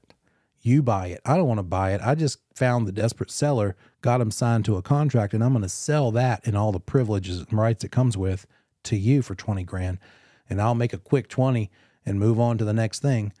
That would be an assignment. They're assigning the contract to another person. If you're doing that, hopefully it's a legit thing. You're not trying to take advantage of someone and you're disclosing to them that you assigned it. But the assignments, in order to be done properly, need to be recorded to protect against third-party claims of somebody saying, hey, I'm in on this too. Mortgages need to be recorded for the same reason. Options to purchase need to be recorded for the same reason. Option to purchase, I promised to tell you what that was a couple slides ago. It's literally the right to decide if you want to buy it later. It's not saying you're buying it now. It's saying, I just want some time to think about it, and I might not. But I'll pay you $10,000 option fee, Mr. Seller, if you'll sit there quietly while I think about it. Why are they thinking about it and not just doing it? Because they're waiting to see if something happens in the future to make that property worthwhile to them for buying it. Maybe they're waiting for the zoning meeting to happen and the zoning board to vote allowing the road to go through, or the type of zoning to change, which could therefore make it worth more to that potential buyer because they want to do a certain thing with the property. Does that make sense? So they don't want to necessarily buy it. They don't know if they want to buy it, but they want to be first in line. If all the stars align, the vote happens to give them permission to do it with it what they want, then they will exercise the option to purchase and buy it. But if the vote gets turned down to allow I-485 interchange to cross Rocky River Road in Charlotte, true story, and it actually did get voted in, but if it had not gotten voted in, that investor might say, well, then I can't put a gas station on this because there won't be an exit from the interstate and it won't be worth it much if it's just a country road. And so I don't want to exercise my option, but the seller still got to keep the $10,000 option fee because they got that money in exchange for sitting back and waiting for the buyer to think about it. That's what an option to purchase means, really. And it should be recorded under the Connor Act in order to protect against third-party people who could come along and say, hey, what about me? Installment land contract, another version of seller financing, should be recorded. Let's pause there a second. We haven't gotten to the chapter, but when we get to 9 and 10, we're going to learn that contracts to buy houses are not recorded. Deeds are, contracts are not. So why is this installment land contract recorded? What's unique about seller financing?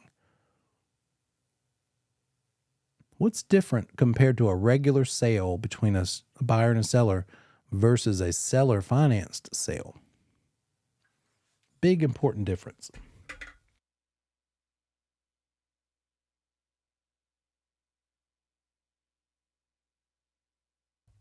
The seller's the bank. So that contract, selling it from seller to buyer, is more than just a contract. It's also a mortgage, basically.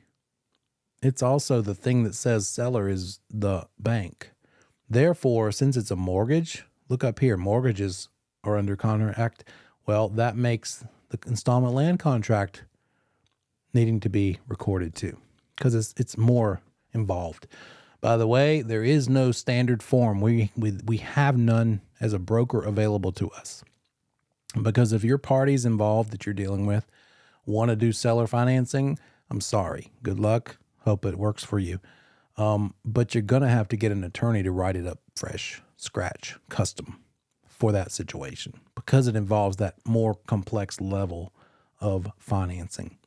We can't touch that language. Somebody other than us has to write. We can never write anything, but we can fill in the blanks, but just too complicated. We have to get an attorney to draw it up. This last one, kind of weird. Think commercial sector, commercial leasing. Leases for more than 3 years. You see specifically it doesn't say 3 years or more. It says more than 3 years. So leases up to 3 or less do not fall under this category. If it's a lease for more than 3 years, in order to protect it against third-party claims, it needs to be recorded. Why not leases that are 3 years or less? Well, the thing that recording this lease does, who's getting protected when that lease gets recorded? The tenant. In a commercial deal, that's probably when you're going to see more than 3 year durations. If a property owner sells to another property owner and the tenant in that property does not have the lease that is for like more than 3, 4, 5, 6, 10 years, if that lease is not recorded, then the new property owner could kick them out and they don't have much legal grounds to do anything about it.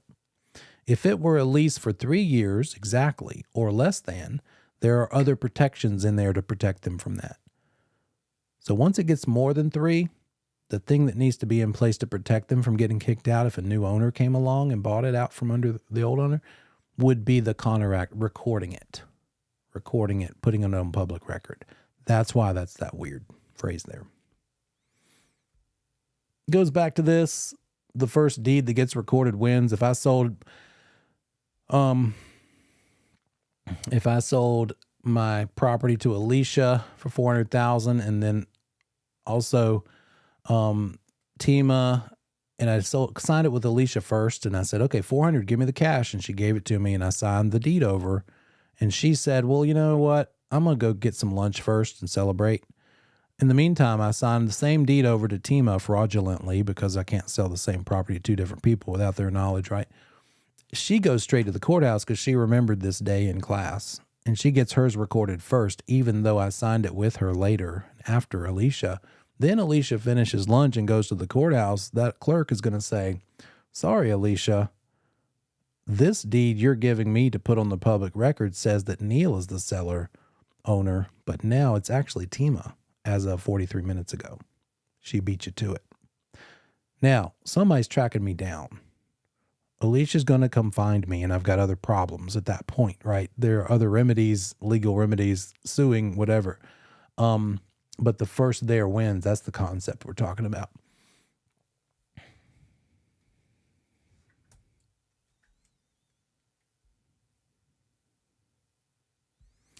We talked about this. There's the Marketable Title Act. Things that aren't recorded, sales contracts don't get recorded. Promissory notes, we'll learn more about in financing. When you get a mortgage from a bank or a lender, you sign many documents, but the two most important documents are the mortgage. In North Carolina, we call it the deed of trust. That's the collateral, putting the property up as collateral, saying, this is what I stand to lose if I don't keep my end of the bargain of making the payments. Then we also sign, which you've all signed before, I'm sure, a promissory note, which spells out the terms of the loan. So the promissory note says, I'm borrowing this much money at this interest rate, at these payments for this amount of time. Ever get a car loan? Credit card? Then you sign some version of a promissory note. Same thing for a house, for mortgage, but it's not enough. The promissory note outlines the loan terms, but then the mortgage says what happens if you don't fulfill that promise to pay, then you lose the house. So it's those two instruments. Agency agreements we'll learn about probably, I don't know if we'll get to it tonight, but definitely next week, 7 and 8, about agency. When we get hired to list a property, or when we get hired to help a buyer, or when we get hired to help an owner handle their rental property, or get hired by a renter to help them find a rental property, agency agreements. Spelling it out, saying that I will now represent you and I owe you certain fiduciary duties. Those agency agreements, listing agreements, whatever they are, not recorded. That's not public record. If I wanted to know what my competitor down the street, another agent that's local to my area, listed a house for and what they were getting paid, what they listed it for as a price, I'm going to know because it's on the market. But how much are they getting paid versus paying me out of that cut? I can't find out. There's no way for me to know. I can't just look it up at the courthouse. It's not recorded. It's not public record. Are we good on converting with acreage? Tell me in the chat. Let me hit it real quick. Make sure that you've got my take on this thing. It's basic area, and it's length times width. And the first thing that you see in a dimension, so if this is 150 feet across the road versus 300 deep, it would be written like this: 150 times, it goes clockwise when you're looking at dimensions, times 300 by 150 by 300. That's the dimensions being, let me show you, being spelled out, listed out. 150 by 300 this way, by 150 across the back, by 300 across the side. And those are all of the various dimensions. It might even be a crazy shape. It might be like this. But we're just going to work with rectangles in this course. The first number out of that long string of all four dimensions, or however many there are, is the one at the street. That's the front footage. Front footage, you need to remember that. Front footage. Front feet. What's the size of this rectangle? What are the dimensions of this rectangle? 150 feet across the street level, across the street frontage, by 300 deep. And so how do we determine the square feet? If we were to divide this entire property into little 1 foot pieces, you ever seen that thing where you can like own, what is it, like land in Scotland? And so they sell you like a 1 foot piece of land in Scotland. So it's like a gift for people that have everything. If you were to do that and divide this up into 1 foot squares, how many of them would there be? How many square feet? It would be the length times the width, or the frontage times the depth. It'd be the 150 times the 300. And in this case, what does that equal? 45,000 square feet. me write it in a T formula. Length times width, if it's a rectangle we're thinking about. If we want to think of it in terms of a lot, then we might call it front footage by depth. But basically X times Y. And all of that equals 45,000 square feet. That's how many 1 foot squares would fit in that piece of land. Do you see many pieces of land out there when you're doing searches and talking about land? Do you see people calling it square feet much? We use square feet when we're talking about houses, but not when we're talking about dirt. What word do we use when we talk about dirt? Land itself. We got to figure out how to convert square feet to acres. And so it goes back to this other T formula. And here's our little old ladies, 43, 4 little old ladies going 35 and a 60, because that's how many square feet are in an acre. And if we take that 45,000 square feet that we just figured out and divide it by the little old ladies, then this piece of land is 1.03 acres. So there's another T formula for you. Acres times square feet per acre equals square feet. So if you know 2 of these things, you can always get the third thing if you know where to place it on this T.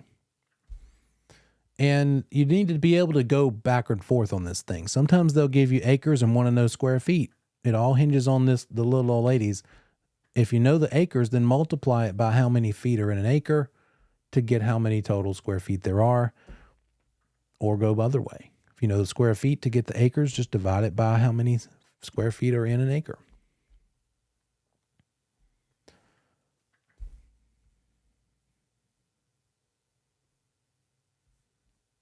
All right, let's see. There they are. And I'm going to skip it because you did it last night. But I will point out this. Do know square feet versus front feet, because you might see that on the test. Front footage, you don't need the square footage. All you need is that road front dimension. And so the example here was 450 feet across the road by 730. You'll need to figure out the acres on that. If what they're asking is how much will it sell for if it sells for $1,200 per front foot, all you need to do is take the 1,200, not times the square feet, but only times the front feet, times the 450. 1,200 times 450. And it's like, why does the front footage matter? You'll see that in commercial. Because if it's a whole lot of road frontage, it's worth more than if it's got more depth, because that's that much more exposure for drive-by traffic. Think like retail locations. Okay. That's a heck of a review, but I think that was important. Land use controls. Now we're talking about zoning. And what kind of land use control is zoning? Public or private? Public land use control or private? Is this person or entity who's telling you what you're allowed to do with your property, are they the government or are they private individuals? That's the difference. So when we just see this topic, land use control,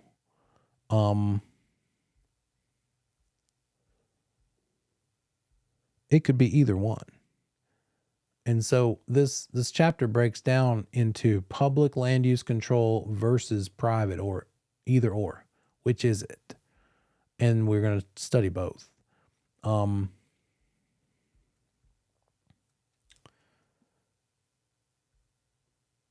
If you ever see this yellow sign with the blue Z, we're talking about zoning. Obviously, Z for zoning. The government is telling and deciding how they want to change this thing. It's when you see the notice like that on a power pole near some land, pull over safely and read it. Get the phone number, get the web address, look it up, because you'll find out where and when the meeting will be for this this piece of land that's being proposed to change zoning from maybe R1 to R10. R10 means residential and probably means 10 per acre. What kind of property that we studied already? Single family, condos, townhouses. What kind of property is going to be stuck on an R10 zoned piece of land? Will that be single family or a townhouse? 10 per acre.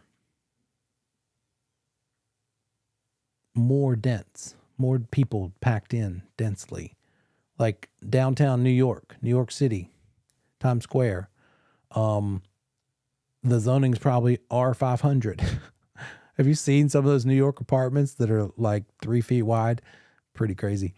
But yeah, R10, the higher the number, the more properties, individual deeds, right, could be packed into a small space or any space, the space.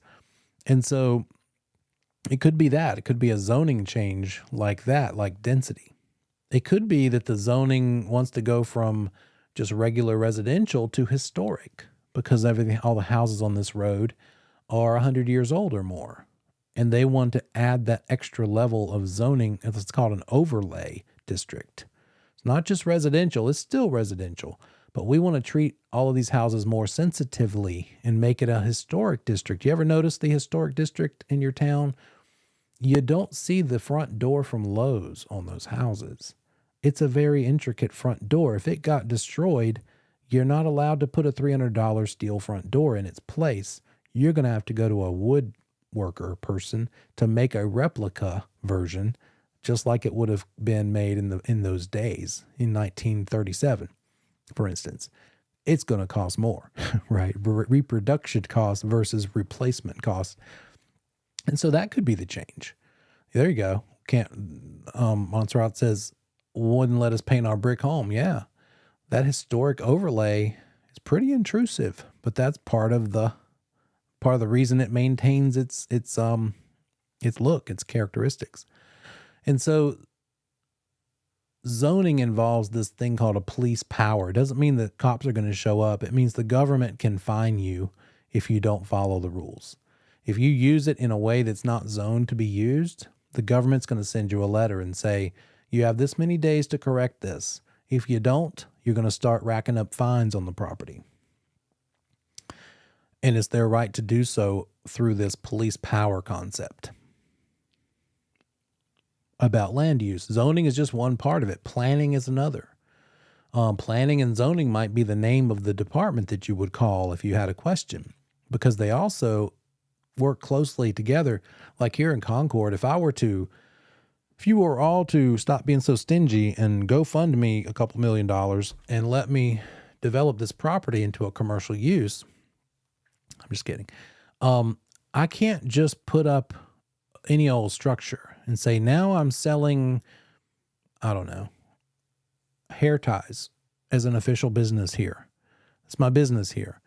I would have to also allow and build into my budget to put in a curb and gutter and a sidewalk out front, because it's part of the requirement when you add new business in Concord. I can't just build the structure I'm going to operate out of. I've got to do stuff to the lot to tie in with the other sidewalks right up the street, because I'm in an industrial and commercial zoned area.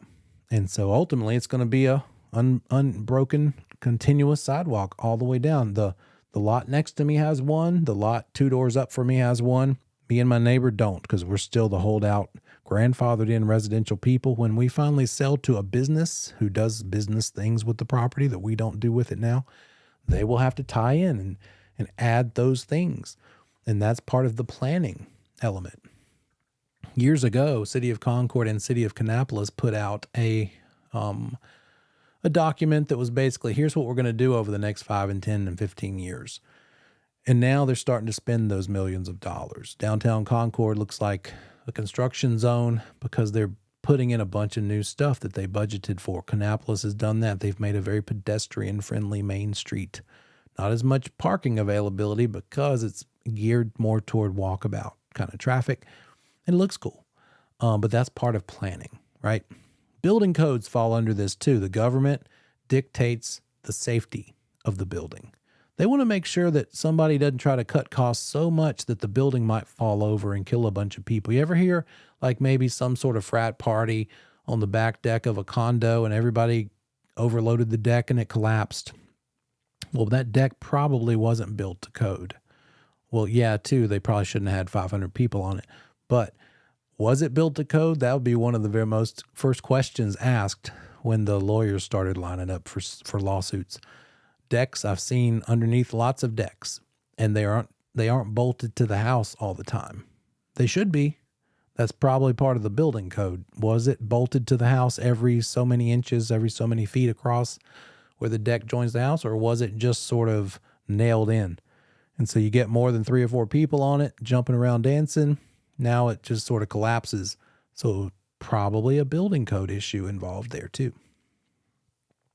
So this police power of the government regulates land development and causes builders and developers to have to set aside certain monies for these various elements to make sure it maintains whatever the aesthetics are or look that they're going for. And then I went through, and then we'll take our break. I drove through Cary, North Carolina for a class one time, and I just needed to drop into a CVS real quick to get like Tylenol or something. And I'm driving down the road. It was gorgeous and lots of trees. So many that I couldn't tell which road had a CVS in it. I'm like, I got to go into each one of these driveways down this road to see, oh, nope, this only has a McDonald's. I'm getting back out to the main road. Oh, nope, not this one. It's just random parking. It was kind of annoying how pretty it was. But yet I couldn't just see what was there by driving by at 45. They chose to do that. They chose to make it aesthetically required to have those trees in place, and I couldn't find my drugstore. We'll keep talking, catch up to, I think we left off. You left off at 16 or so, but I'll see you back here about an hour, 10 minutes, not an hour, 10 minutes.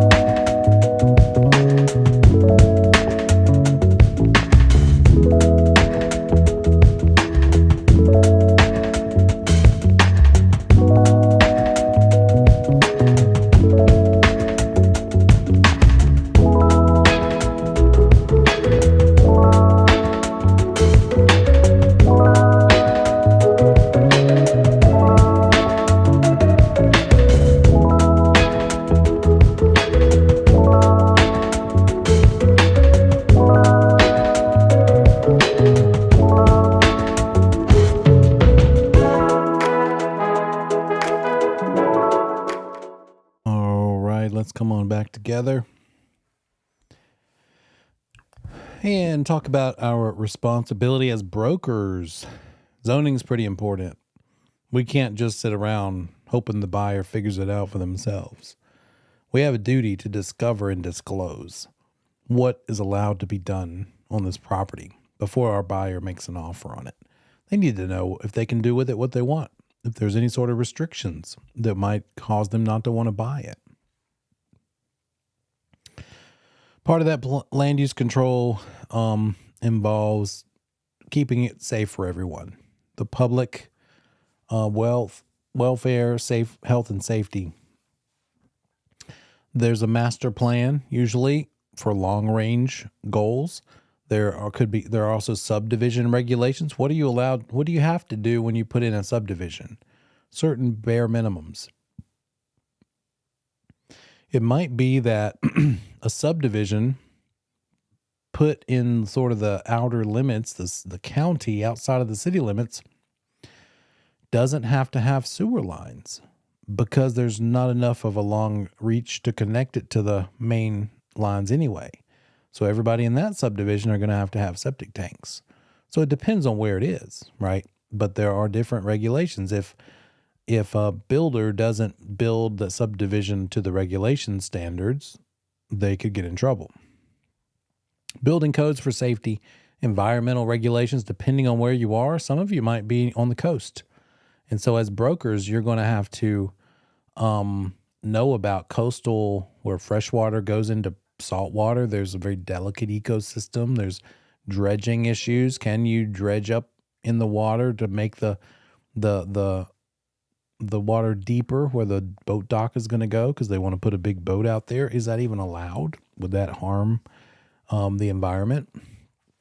In the mountains, can you put a condo on the top of the mountain peak? They did it in like the 60s or 70s in North Carolina, and it wasn't pretty. Kind of hurt the view. And they learned, oh, let's not make this a possibility anymore. So there's guidelines for that. Local government enacts these land use controls and enforces them. Zoning is an exercise of that thing called police power. When you see the term police power, you're going to think public land use control, not private. The government can tell you what to do. They can enforce it with fines.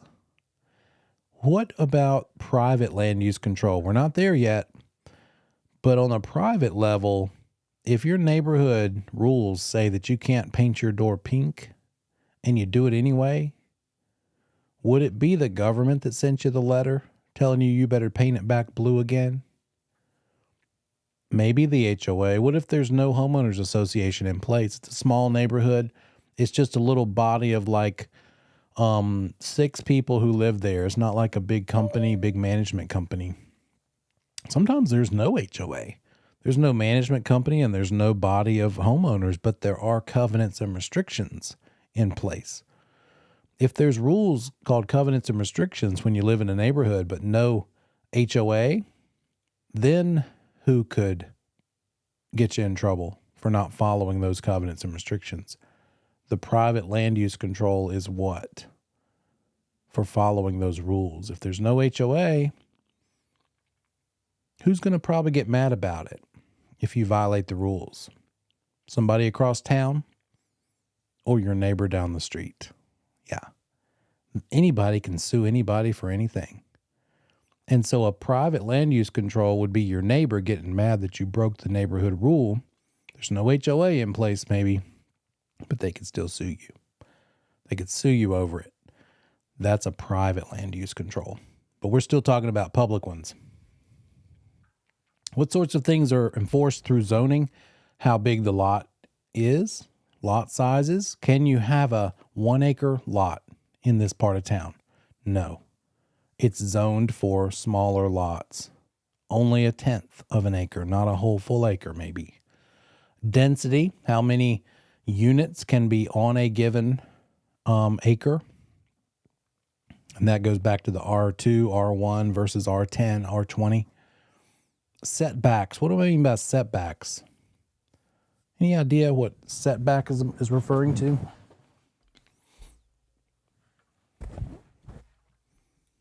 Imagine that that survey.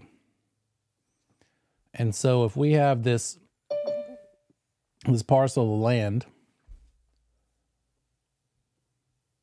and on it is the house right here, or we haven't even built the house yet, we're thinking about it.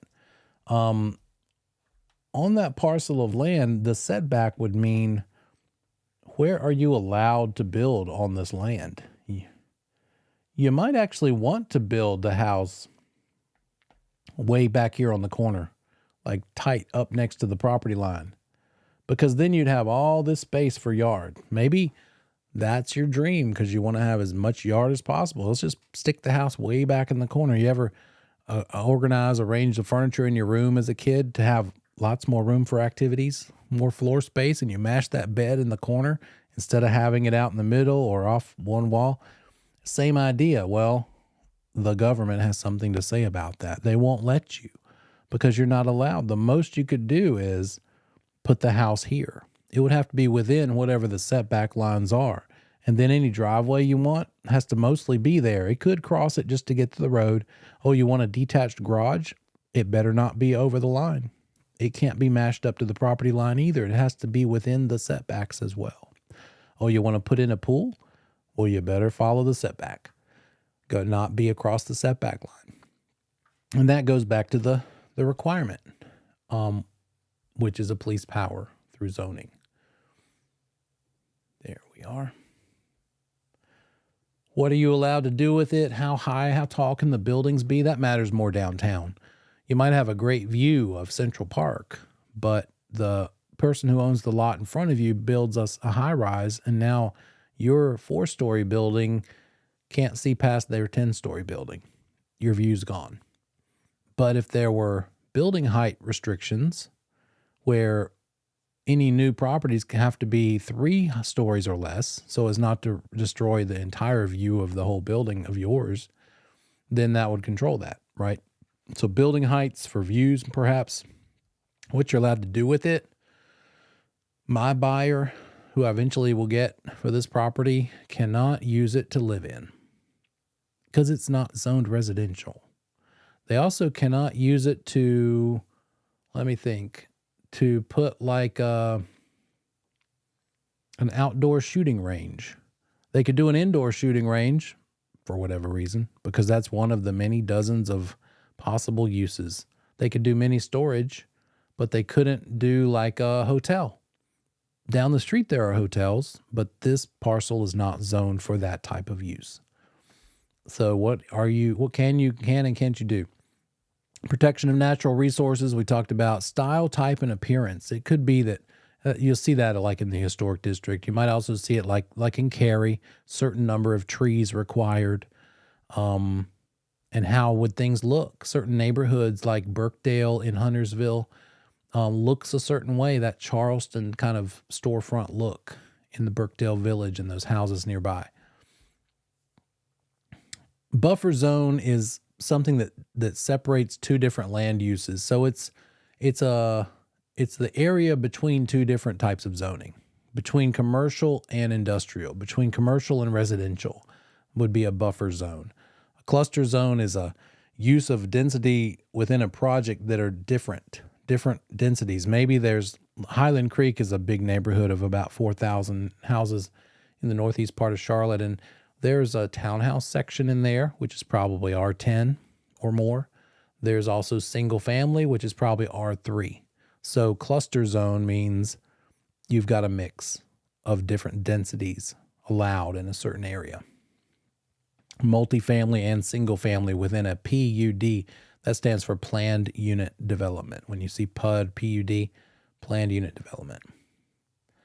This concept, testable concept with regard to zoning, extraterritorial jurisdiction. What are we looking at here? Not extraterrestrial, not ET, not aliens, territory.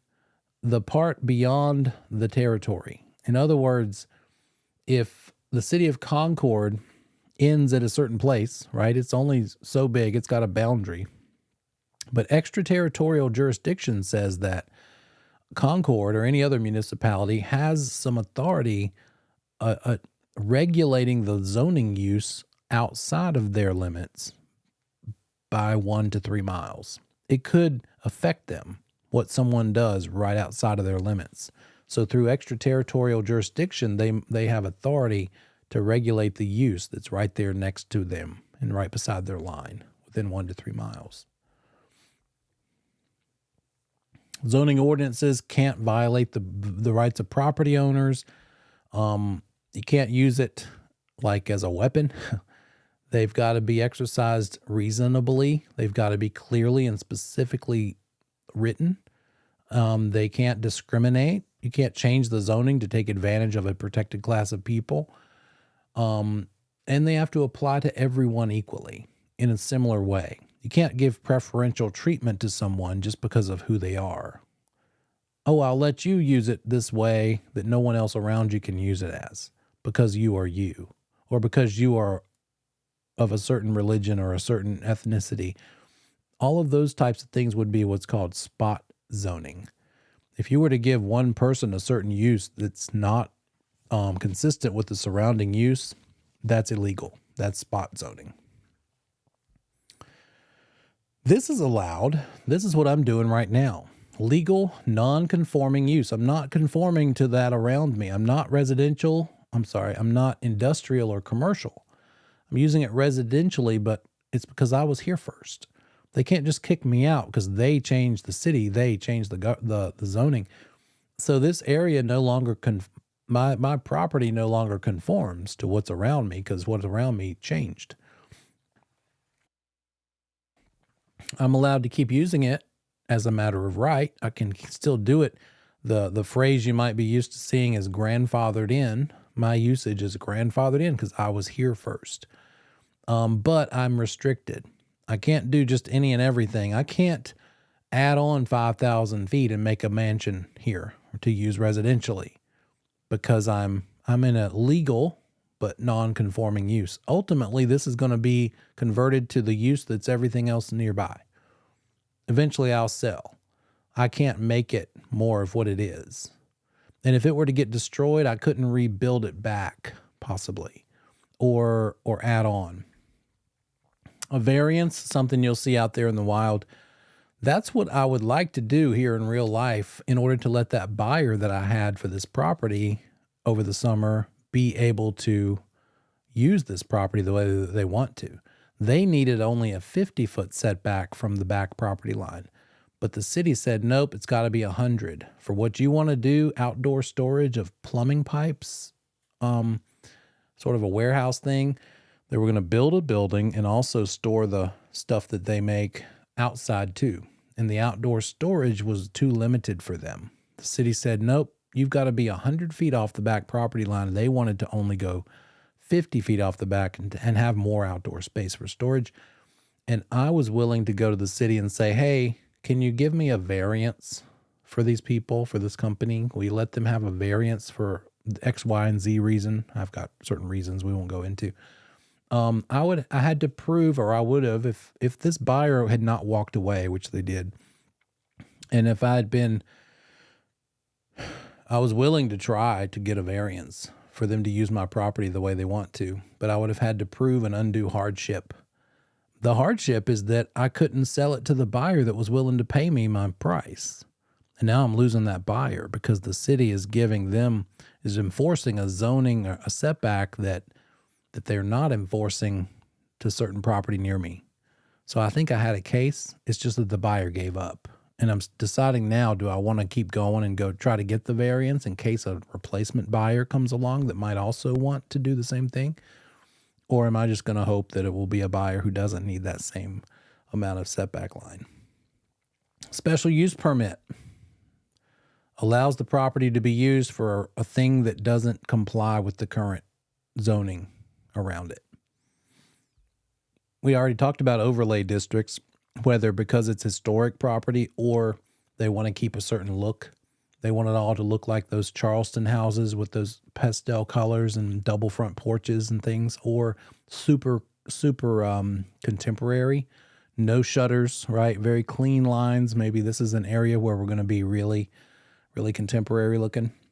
A lot of stucco houses, because those tend to be used in contemporary style. Here's the one that's illegal. When you're benefiting the owner and it's not consistent with the zoning around it or with the public good, not allowed to do it. Oh, but my cousin's on the zoning board, so they're going to help me. Well, is it spot zoning or is it a variance that's justifiable for some reason? If it's just because you are who you are, only benefiting you, not the public good, then it's illegal. Spot zoning. As a broker, if our client has a question about zoning or what they can do with the property, what should we do?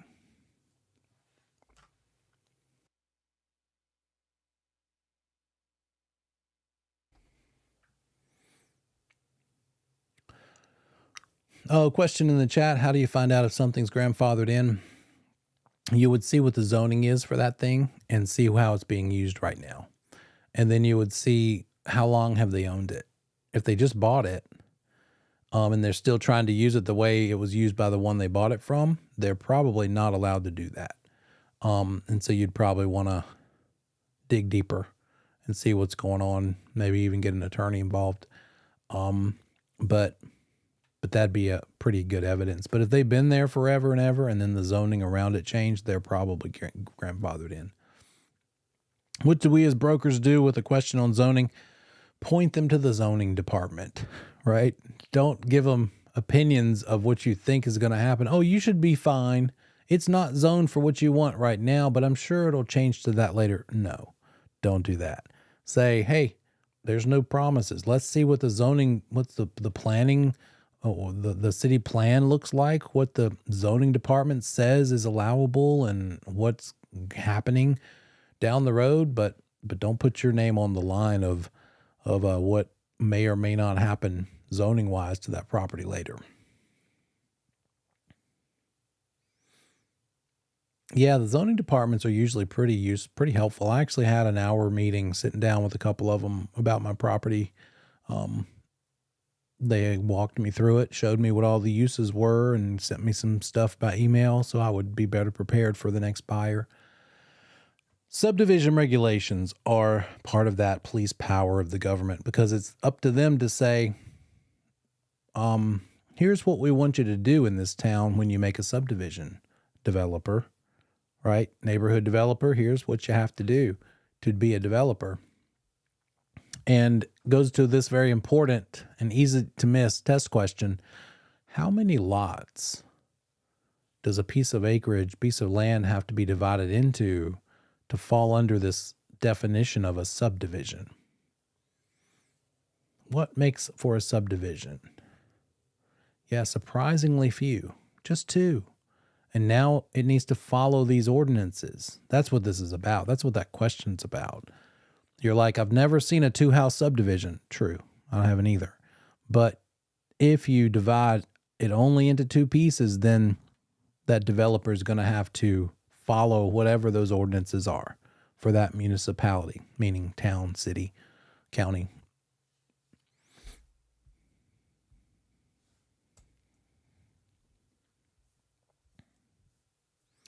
Okay, good.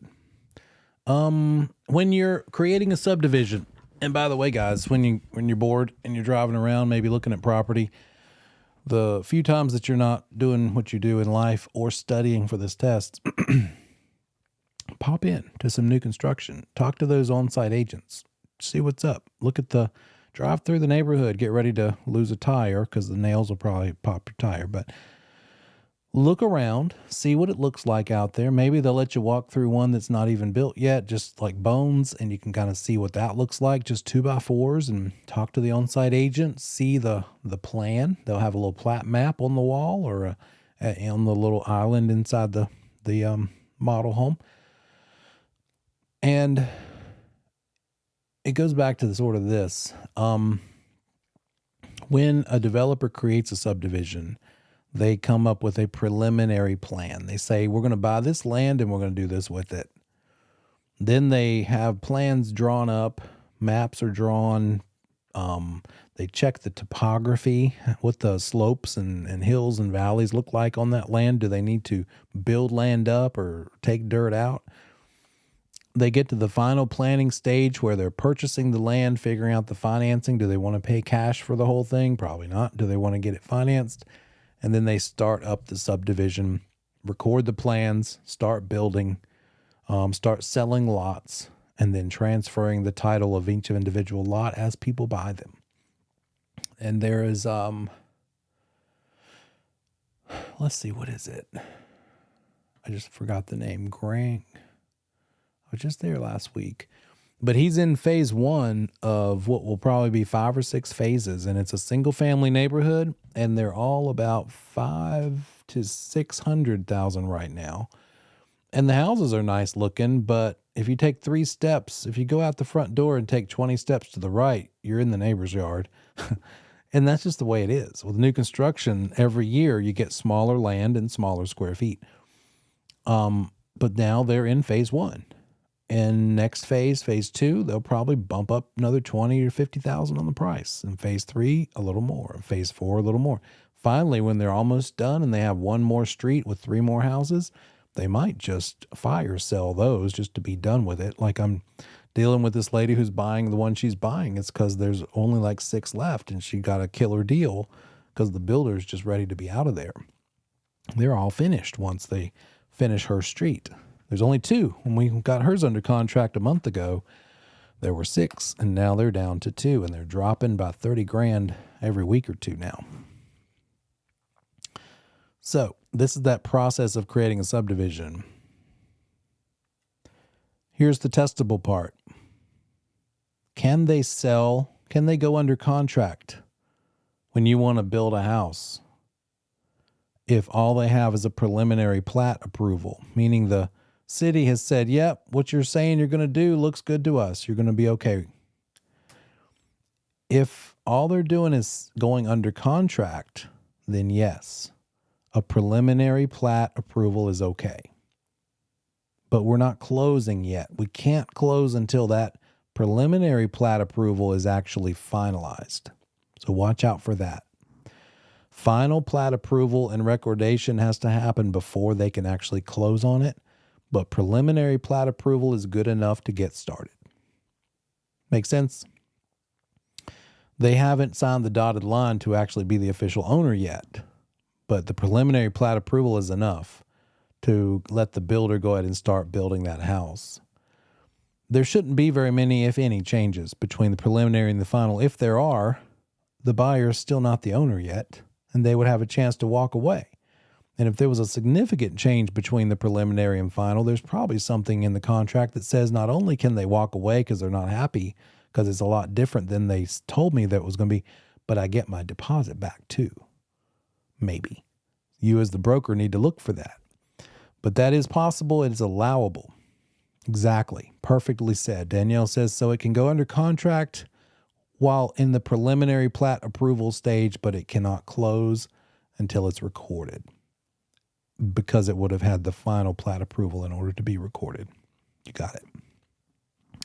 It is so important, these 2 particular items, is that the builder could be in trouble criminally. It's a criminal offense to close on lots that are in an unapproved subdivision.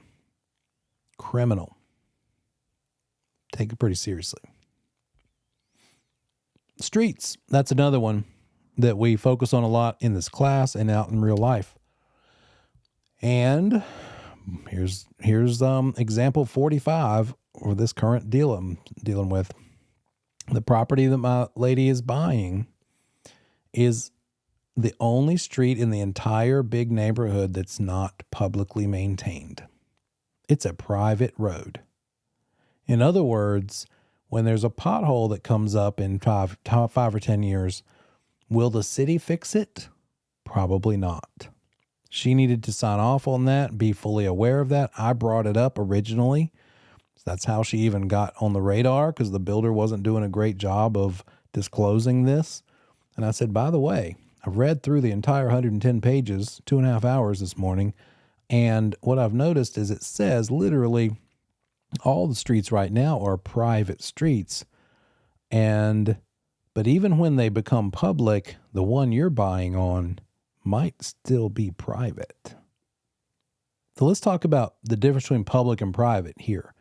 What does it take? You got it. There it is. Some street signs actually say PVT or private. But what does it take to convert a road that a developer builds, creates?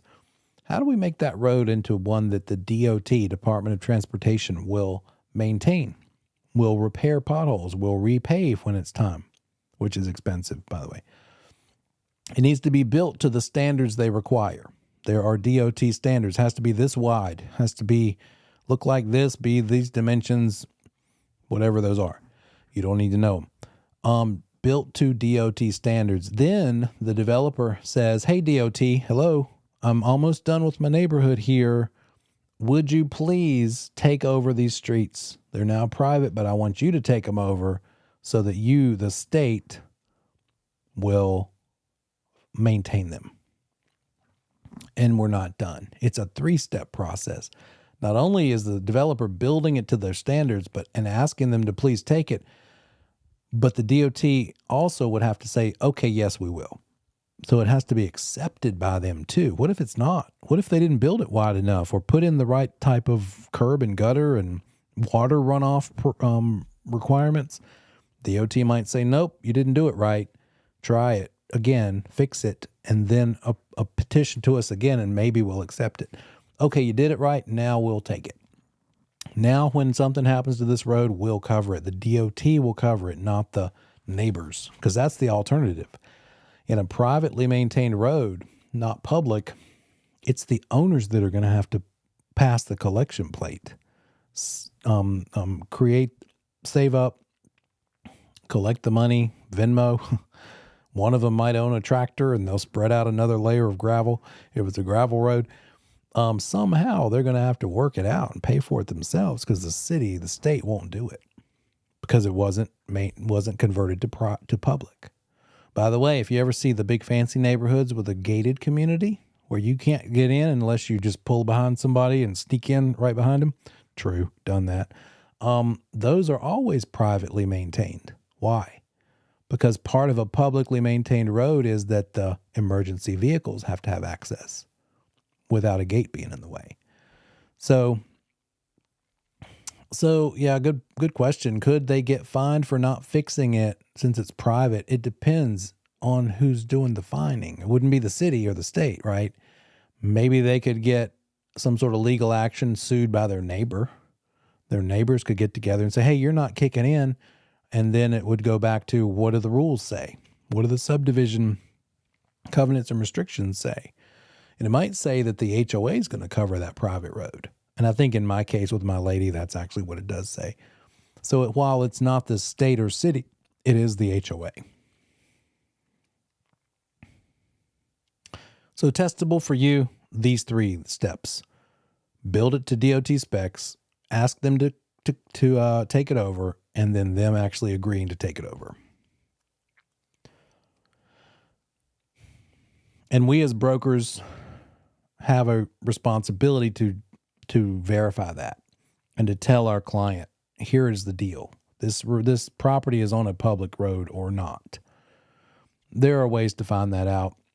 You can verify it at nc1map.gov, as you see there at the bottom. North Carolina law requires developers to disclose it, and then brokers have to look it up too. All right. Whose responsibility is it? Ours as brokers. Public versus private. Building codes, we're talking about how something needs to be built. What will it take for that house not to fall down on you and kill people? That's the bare minimum building code, right? What if the state building code says that the R value of the insulation in the walls has to be R19, but the city code says, no, it's got to be R40, a more insulated level, a higher level of heat resistance? Is it the stricter one or the state one wins because it's a bigger government? Thank you. LeVar says it's always the one that is stricter. Whether it's zoning or anything in real estate in this class or out in the wild, the stricter version must be followed. Doesn't matter if it's federal government, state, or local. Strictest one must be followed. So building codes are the local standard. And if you're building a house, it's not enough just to get a contractor to build it.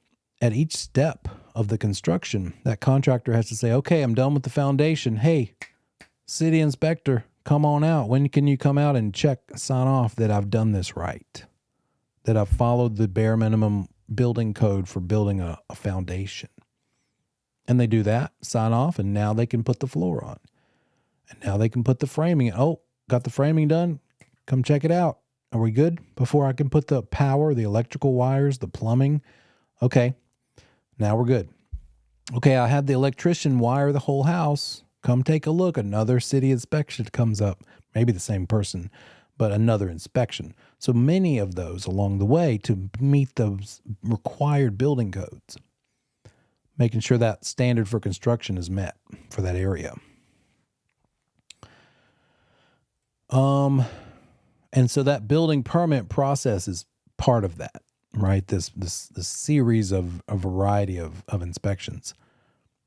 And then ultimately, before we can close on that newly built house, all of those inspections have to be done, resulting in the certificate of occupancy, the CO. You might hear CO. You can't do any closing until you have a CO. The CO signifies that all those inspections have been done, verifying the building codes have been met, and now it is a safe place to be habited. It's habitable. You can live there safely without blowing up, burning up, drowning, or being crushed by roofs and stuff. So the CO, I misspelled occupancy. I just noticed that. The CO is what we're after. Another thing that I think you just pretty much left off with last night, Interstate Land Sales Full Disclosure Act. Anybody ever heard the term, if you believe that, I got some land to sell you in Florida, or a bridge to sell you in California, or some such silly little saying as that? Once upon a time, there may or may not have, but definitely were scandalous people who came up maybe into the interstates, like the states in the middle, and said, hey, I got some land in Florida. You want to buy it? Great prices. And that person didn't have time or the ability to go down to Florida and see it firsthand. They just gave them a deposit and said, sure, sounds great, and believed them. And when they finally maybe managed to get down there after closing and they had paid for it, they realized, oops, it's covered by water. It's swampland. I got tricked. That's what I think of here. Because the Interstate Land Sale Full Disclosure Act says if it's undeveloped land being sold across state lines of at least 25 lots, then that developer has to give a certain level of disclosure and a property report to those people who buy those parcels, those properties. And they have a right to back out at a certain point. And if this disclosure act, this level of disclosure that's required under this legislation called the Interstate Land Sale Full Disclosure Act, if that's not followed properly, then that developer can be criminally prosecuted and also civilly sued. That's it. That's about the fullest level you need to know about this little thing. It's just sort of a, hey, know this. Don't really see it much because it's across state lines. I guess it doesn't matter how close the state is. I said Florida, but it could be South Carolina or Virginia, right? Or Tennessee. Other restrictions involve wetlands, highway access restrictions. In fact, I live on a road that dead ends or outlets right next to the interstate. Wouldn't it be handy if I could just blow through that little barrier and whip out onto I-85 real quick instead of driving all the way around 2 miles to the exit near me? There's 2 different exits near me. It'd be handy, but it'd probably be pretty dangerous because do you ever try to pull back onto the interstate when you're on the shoulder because of the flat tire? It scares me every time because people are going 80 miles an hour and all of a sudden I got to find a gap in my rear view and whip one out there. If I did that as a part out of my property onto the interstate, that'd be pretty stupid and unsafe. So I can't just get onto a highway. What if I owned 200 acres beside that interstate? I would need to petition for some sort of a driveway permit or an entrance road permit or something that the city would require so as to be done safely. Highway access restrictions, FEMA flood zones. FEMA, is it property that could get flooded at a somewhat regular basis? Every year, every so many years, is there a chance of flooding here? That's part of what we have to discover and disclose as well. Septic, oh boy. As soon as you have a sale that involves a septic tank, you'll become a septic tank expert. And all your friends will be jealous and just really think, oh, she is super sharp. With septic tanks for this test, for this class, it's all about the bedrooms. That septic system is about the getting rid of the waste, right? The bathroom waste. Try to keep this as dinner friendly as I can. And it involves that big, probably concrete tank you're seeing there and pipes coming out of that tank about halfway up that go out into maybe a couple 100-foot long corrugated pipes with holes in them. And so the solid stuff that gets into that tank from your house, from your toilets, either floats or goes to the bottom, depends. But then the liquid stuff, as it rises, goes out in those leach fields into under the ground out in your yard. The part of your yard that has the greenest grass, by the way. That's why. And so that water version of that stuff seeps down in the soil. How do we know it's going to soak in rather than fill up and come out and make a puddle on top? That would be horrible. Because of measuring the absorbability. And that's what's called a PERC test. P-E-R-C, PERC test. Does the soil absorb an amount of wastewater that house is likely to produce? And it's not gauged by number of toilets, bathrooms, or square feet. It's gauged and measured by number of bedrooms. Because the logic is this.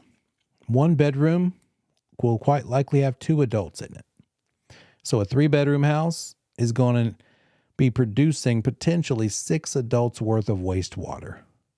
A lot of flushing. And so does the soil on that lot have the ability to absorb the wastewater produced by, on a 3-bedroom house, 6 adults worth potentially? So here's why it matters for brokers. I listed my friend from high school, his house, a couple years ago. And it was up in the Lincoln area, and he had bought a ranch single level home with a full basement. And it's a 3-bedroom home. But then down in the basement, he did a whole lot of work. He made a pool room, billiards room, like a home theater, like a kitchenette, a family room, and then 2 bedrooms for 2 of his 3 teenage boys. And they shared a bathroom. So he wanted me to call his house a 5-bedroom home. He had 3 upstairs on the main level, which he had right off the bat, and then he had added those 2 in the basement over the years. The first question I had to ask him when I found this out, and I toured the home and saw, well, this is great. These rooms down here are great. If I closed my eyes and didn't know better and then opened them because somebody stuck me down here, I wouldn't know that I wasn't in the I wouldn't know that I was in the basement. That's how much of a good quality it was. But I had to ask him, okay, before I call this a 5-bedroom home, one question. Are you on the city sewer system or do you have a septic tank? And he said, I have a septic tank. And I said, okay, Do you know what it was rated for? What did it perk for? And he did not, because a lot of times people don't. So then I contacted the health department and I said, hey, please email me the perk test for this property. And they did. And that property's septic system only perked for a 3-bedroom home. So while if you didn't know better and you toured that home, you would count on your fingers to 5 bedrooms, as a broker, I would not be allowed to market it and call it 5 bedrooms because I'm limited by whatever the perk permit, septic permit says. So that's what I did. I said, hey guys, this is a 3-bedroom home, but there's 2 more in the basement I can't tell you about. No, I had to say there are additional rooms in the basement. Officially, this is a 3-bedroom. I had to put it in the MLS as a 3-bedroom home. How could I have avoided that? How could I have actually called it and marketed it a 5-bedroom home without losing my license, getting complained about, being guilty of a willful misrepresentation? What would be one way, if the stars aligned, that I could call it a 5-bedroom home? If it's all about the limitations of the septic. Yeah, LeVar says beef up the septic system that's there, make it able to handle 5 bedrooms, maybe add some more leach fields. Maybe that's a possibility. And it could work. What if it's on a septic tank just because he likes that? And even the city has, in the meantime, since he was the owner, put sewer lines at the street. He just didn't tap onto them yet. That might be a thing. I could say, oh, you mean you have city sewer lines at the street? You just didn't want to pay the tap fee to convert and shut down your septic tank system, but instead pipe all that waste to the city system? Well, then if you want me to call this 5-bedroom, then just let's tap onto the city system. Septic tank's a non-issue. That would be the only limiting factor. Not on a septic tank, then we can call it 5 bedrooms. Oh, wait, the perk of the tap-on fee is like $9,000 or $10,000, by the way. It's not cheap. It's probably the same cost as a septic system, for that matter. But hey, I did have one time, the listing. They had put in a pool over the years, and it had destroyed one of those leach fields. So let me give you a visual. Don't worry, it's not that kind of visual, just a layout here. So we've got this property, and we got the house, maybe over here. And so the house has put in a septic system, the owner, and let's say they put the tank right here. That's the tank that collects the solids. And then the pipe coming out of that tank, the leach fields maybe go like this. And this needs to perk for a 3 or 4 bedroom home, whichever it is. And so the septic company says it needs to have 4. I don't know how many it would need. They would have to tell you. And these are 4 corrugated pipes. That means pipes with holes in them. And so the septic permit literally looks like this. It is really no better drawing than this. Some old dude with a pencil and a piece of paper on the back of a tailgate pickup scrawl it out. It's usually very primitive looking, just like this, except not so colorful. And these pipes out here, again, called the leach field. That's where the water part of the waste is going to leach down into the soil over time. And if there's not enough of these in place, it would not drain down. It would instead start to pool upward and get very gross and ugly. Part of what you do, or what they do when they build this thing, it's not enough just to put these 4 or however many they require. They also have to have some repair area, like room to put more later if needed, if it's not working as they planned it to. So it's repair area as well as the actual leach field. Let's see. Oh, back to my story. They had put a pool in, and so their pool had destroyed one of those leach fields. They didn't know. And they had a family of 5 over the years, and it really didn't seem to matter and affect them at all. They claimed that they never had issues.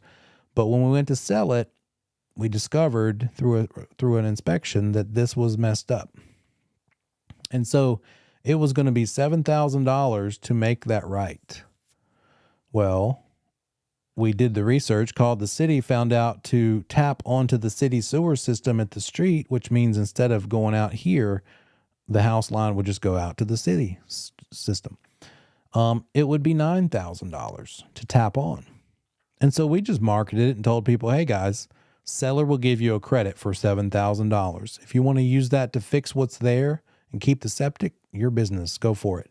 If you want to put it toward the 9 to tap onto the city system because that's your preference, you do you. But our seller is willing to contribute 7 for whichever solution you pick. So there's flexibility, but you do have to, as brokers, tell them what's up. Yeah, there you go. Ooh, yeah. In the chat, talking about having to deal with this repair area thing because she's on a farm and they've got tractors, and the tractors must have driven across the leach field and crushed some of them. By the way, another story about that. And then we're close to break time, but mutual acquaintance, me and another broker, Noah lady, and she picked him to help her buy a property, and I'm really glad she did after this. But she got married to a person, decided to buy a house for us, not me, but it's like yours, mine, and ours for the ours part, and bought the house. The guy she used that wasn't me did not suggest that she have a septic inspection done when she bought it. I don't know if I told you this story or not, but it's relevant here. A year later, she divorced the person that she married to buy that house with, and same broker helped her sell it. The buyer for her sale actually did have a septic inspection, and it revealed that entire leach field was crushed to the tune of repairs needed $5,000 worth. So she called her agent. She said, oh, this person wouldn't close until I gave her $5,000 to repair the leach fields. So I did, but I want you to pay me because you should have told me that only just a year ago when I bought this place, surely that leach field didn't get destroyed in that amount of time. Why didn't you have me get a septic inspection back when we bought it a year ago? He did not have a good answer. He couldn't prove that he did. And so he ended up paying it. So that's how expensive this stuff can be, or more. And it's a big deal. This closing, it's a big deal. That was all public land use control, zoning stuff. We come back, we'll talk about the last little bit for this chapter is what happens when it's not zoning, but it's instead private land use controls, covenants and restrictions. You live in a neighborhood, you got to follow the rules. How is that enforced? Things like that. I'll see you back here in 10.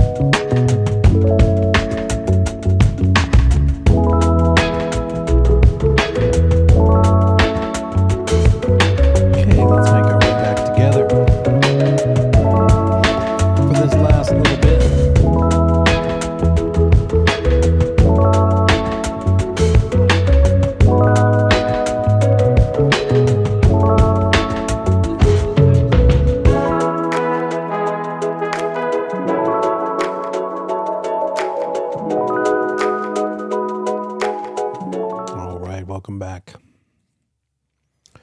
Okay, so let's bookend our discussion. We got into this land use control thing. The first and biggest portion of this, there we go. Thank you. Let's kind of bookend this discussion. We got into this land use control thing. The first and biggest portion of this topic is about public land use control. What's a Z word that represents public land use control?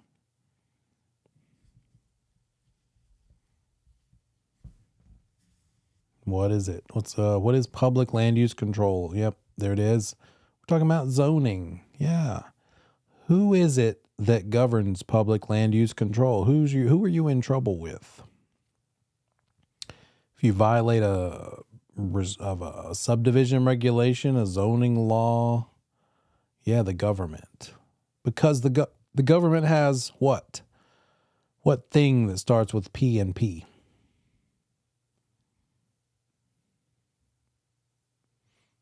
Police power, you got it. The police power given to the government allows them to send you the scary letter and say, if you don't fix this issue, this violation of the zoning that you've done, or whatever this government regulation is, then we're going to start fining you, right? And there's even beyond that, like a developer who violates the subdivision regulations could also be criminally prosecuted. So it gets pretty serious. All of that is publicly enforced land use control. Now we're going to talk about privately enforced land use control and restriction. Who is doing the enforcing in private land use restrictions? If not the government. Since it's not the government, who is it?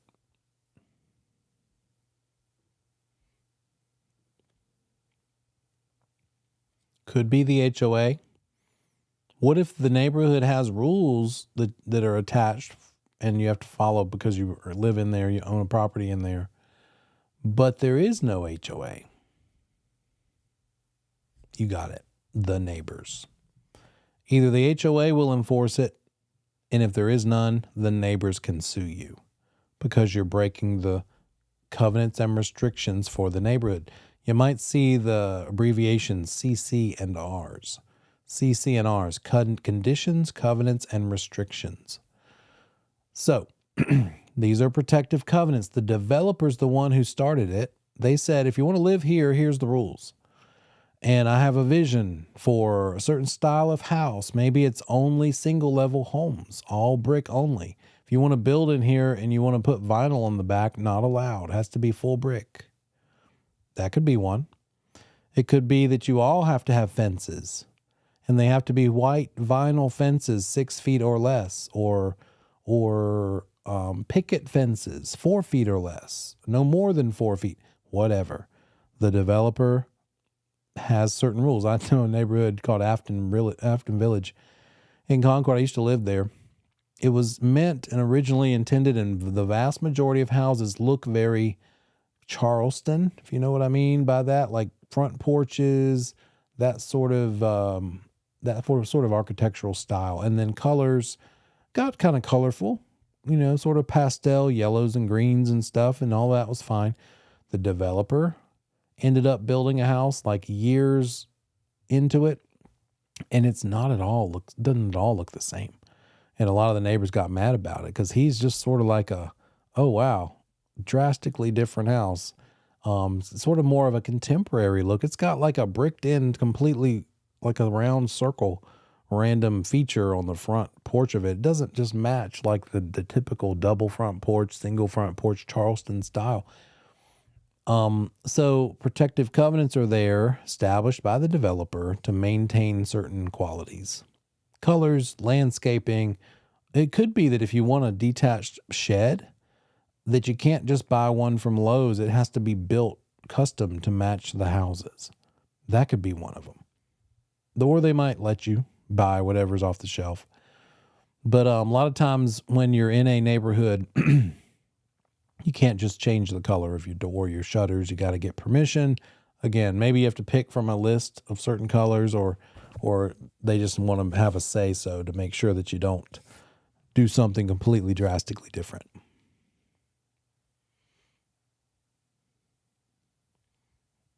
Yeah, that's a good comment there in the chat. You guys could read. That's a firsthand example of one of these requirements. So there may or may not be an HOA. Just because there are rules doesn't mean there's automatically an HOA. Why might there not be an HOA? Maybe it's an older neighborhood. Maybe nobody wants to do it. Have you ever heard of people who serve on the HOA? They don't usually do it forever. They're like, oh my gosh, this is the worst thing ever. People get a little fussy. They get a little power crazy. And sometimes people just get over it. And they're like, why is there one of these anyway? When the developer first builds a neighborhood, they are the HOA in the beginning. Then as it phases out and gets to the end of that construction and it's turned over, it's done, and they sell the last thing, they turn the HOA over to the owners. And so that could be a body of 10 people or however many people on the board that is the actual homeowners association. What if they get tired of being the ones who have to send the mean letter because you didn't bring your garbage can back out from the street in time? You can't just leave it there all week. You got to bring it back to the house, put it in the garage, put it behind the fence, whatever. And they don't want to write those letters every week because somebody keeps breaking the rule. They're like, I'm done with this. I have a life. Let's hire a management company to do this nonsense. And it might be Cedar Management, Hawthorne Management, CAMS, CAMS is another one local here in Charlotte. A professional HOA management company. We could do it. I could do it. But so an HOA might be just a body of resident owners, or it might be that plus a management company. Maybe the owners reserve the right to make votes, do voting on certain issues, but then they farm out the collecting of dues and the sending out of scary letters to this professional management company. So it could be any of those types of things going on out there. But don't forget, the developer could have said, hey, whoever buys in here has to follow this rule book, the CC&Rs, but I'm not going to set up an HOA. So you could also have a neighborhood with rules that have to be followed, but no homeowners association. So just watch out for that. Be careful of that. So these protective covenants or restrictive covenants or conditions, covenants, and restrictions, however the wording is, could be enforced by the HOA if there is one, but at the very least by the actual residents. What's the worst thing that can happen if you don't pay your HOA fees? You got to pay $100 a month? Yeah, a lot. Foreclosure. That's how powerful the HOA actually is. You can't just live there for free and rack up unlimited dues over, that you never pay, because eventually they could pursue foreclosure action. Put a lien on the house, foreclose. What is our duty as a broker with regard to these private land use controls? Find out what they are. Don't let your client close on this property without having the rules. You really should get those rules to them before they make an offer, because you don't want them to make an offer and have to put up $10,000 of non-refundable due diligence money and then find out in the rules that they can't do something very important they plan to do there. So avoid telling them an answer before you confirm the answer. We sometimes get a little chatty, and just because we think we know, we just say it. And that's pages 5 through 8 or so of the the comment section that you, by the way, hopefully you're still reading. You should have probably made it all the way through that 23-page document at least once by now. Be working on it the second or third time. I want you to go through it 5 times or so by the time we're done. So as brokers, don't misrepresent and recognize potential restrictions. If you're driving through a neighborhood showing property to the buyer, you should always be thinking, okay, number one, is there an HOA? You're probably going to know that answer because it will say so on the MLS sheet. Number two, if they're serious enough about this house in this neighborhood, let me contact the listing agent and get the rules, the covenants and restrictions if they're not available to me through other avenues like the MLS. Number three, does my client care about putting up a fence? is that fence allowed? They hate white vinyl fence. They like maybe a dark gray wood fence because it looks more custom. Can you? Some neighborhoods are like, no, got to be this, not that. And is it a big enough deal to them to want to rule out this house over it? So you should always be thinking, what do I need to check into for them? Get the rules in their hands. If they're talking about making an offer, let's let them look through those HOA covenants and restrictions. Make sure nothing is a problem that would keep them from wanting to own before they have money that they could possibly lose by choosing not to buy. If there's a conflict between public land use controls and private ones, which ones have to be followed?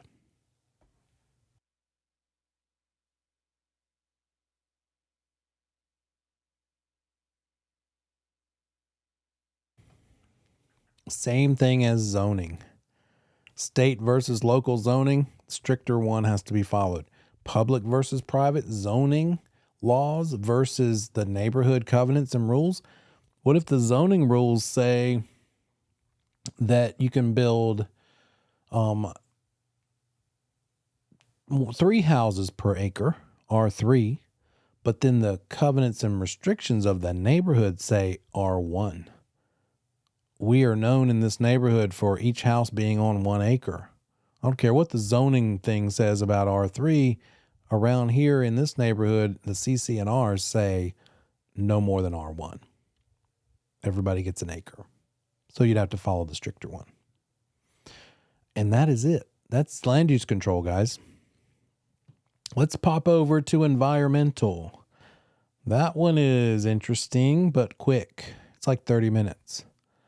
So that might be the rest of our time. Let me get that one set up. Any questions? Spend some time on these last 2 chapters. Make sure that you tell me any sort of things you need me to clear up, because there's some potentially confusing points to these topics we just covered, especially when it comes to test questions, like general warranty versus special warranty, deeds, essential elements versus non-essential elements. The Connor Act. We'll also get into the statute of frauds. Anybody happen to know what statute of frauds means? I think of those 2 things together, and they're easy to mix up. Connor Act compared to the statute of frauds. We just learned the Connor Act means in order to protect against third-party claims against your property, hey, I own this too, give me some money, you got to record the document, whether it's the deed or the option to purchase or the seller financing contract, installment land contract. Yeah, so that's the Connor Act. The statute of frauds says in order for something to be enforceable in court, it needs to be in writing. Statute of frauds is about writing. Must be in writing to be enforceable. Connor Act is about third parties. Must be recorded to protect against third-party claims. So just keep those 2 things separate in your mind. Keep them straight. Okay, environmental. We've got a couple of things, big topics that relate to this. And what is our responsibility as brokers? We need to see some certain red flags when it comes to some of these topics like lead-based paint, radon, mold. What else? Gosh. Oh, asbestos removal. So we need to look for warning signs and remedies and be familiar with federal and North Carolina laws and know about what we're liable for. What do we need to disclose when it comes to, do we have to get the house tested for radon as a broker? We're not expected to be experts in these various hazards environmentally. We just need to watch out for potential problems and look for red flags. In fact, if they ask more to a certain level of difficulty or detail, we shouldn't answer it. we should defer or point them to an actual professional inspector with regard to those issues. So we need to know some things about these several, maybe 5, 6, 7 different environmental issues, like how the exposure happens. What's the risk? And how do we fix it? Is it removed? Do you have to remove it to fix it? Or can you just cover it up? Does it have to be remediated in some way? And it starts with this one because this applies based on the year a house is built. What's the year built that triggers our needing to disclose that a property might have lead-based paint in it? If it was built a certain number of years ago, odds are potentially pretty good that they used lead-based paint. And so 45 layers of paint ago, because they probably repainted every few years, there might be lead-based paint in there. And so if the paint doesn't get maintained, it could peel down to the wood, and that lead-based paint could get exposed and get ingested, maybe by kids chewing on window seals, or even just opening and closing the window could release the dust in the air that has the lead-based paint in it. It could be breathed in, and all of that could cause breathing problems. So when it comes to lead-based paint, a couple of you are saying if the house is built before 1978, that triggers the requirement for us to say, hey, it might be there, guys.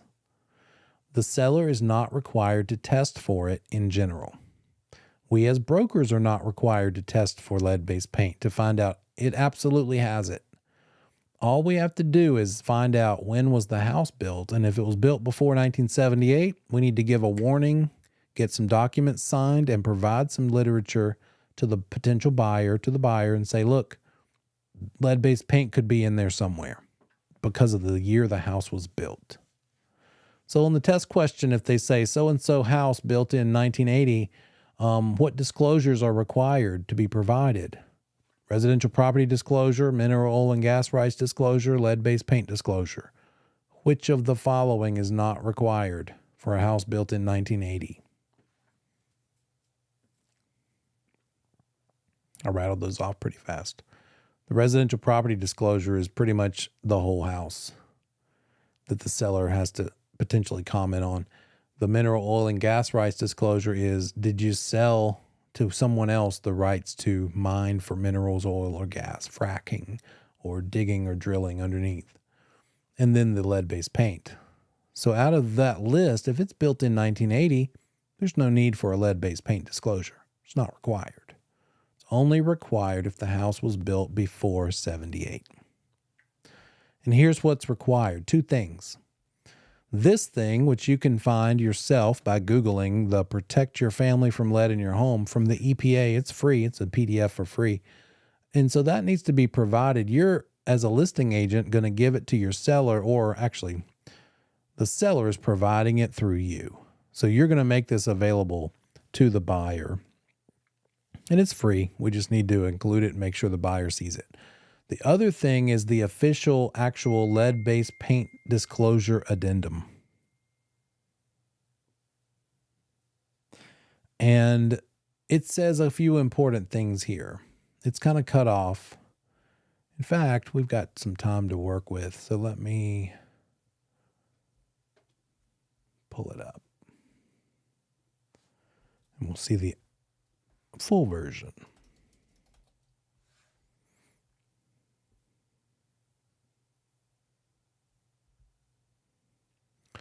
So it's only a couple of pages. But here's the testable part. The top is property and the parties. This is saying, look, any buyer interested in property built before 78, in this box, here's where we are, is being notified now that the property might have lead-based paint in it.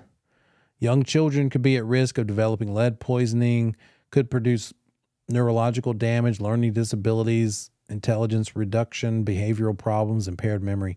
It's also risky to pregnant women. The seller of residential properties required to provide the buyer with any information on lead-based paint hazards from risk assessments and tell the buyer of any known hazards. A risk assessment is recommended. What is a risk assessment? An actual test to see if there is lead-based paint. They would take a sample of paint, like carve it off the wall, and then put it in a jar or a container and ship it off and have it tested at a lab. Any lead in that sample of paint. So, what's the seller saying? One of two things. Either they did have it tested. Maybe last year they had some work done. Maybe the windows were leaking and the part of the wall under the windows needed to be demolished and replaced with new sheetrock and trim. And so in that process, they hired a contractor to do it. If the contractor they hire sees that when they see the house is built before 78, they have to be certified to do work on it. Because the first step in that case is you hire a third party to do work on your house. If it's not you, they're going to need, when they find out it's built before 78, they need to take a paint sample, send it off, and get it tested. They find out, oh, it definitely is lead-based paint. That contractor needs to be certified to put on the hazmat suit, the breathing stuff, and safely demo and get rid of the stuff that needs to be thrown away, because you can't just throw that out there in the yard or in the trash. It's got to be demoed properly because it might release lead-based paint dust, not fumes, but dust that could be ingested, breathed by people.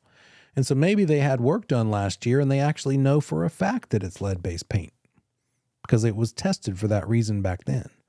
If they know, they have to tell. But if they never had that test done, they're not required to, the seller.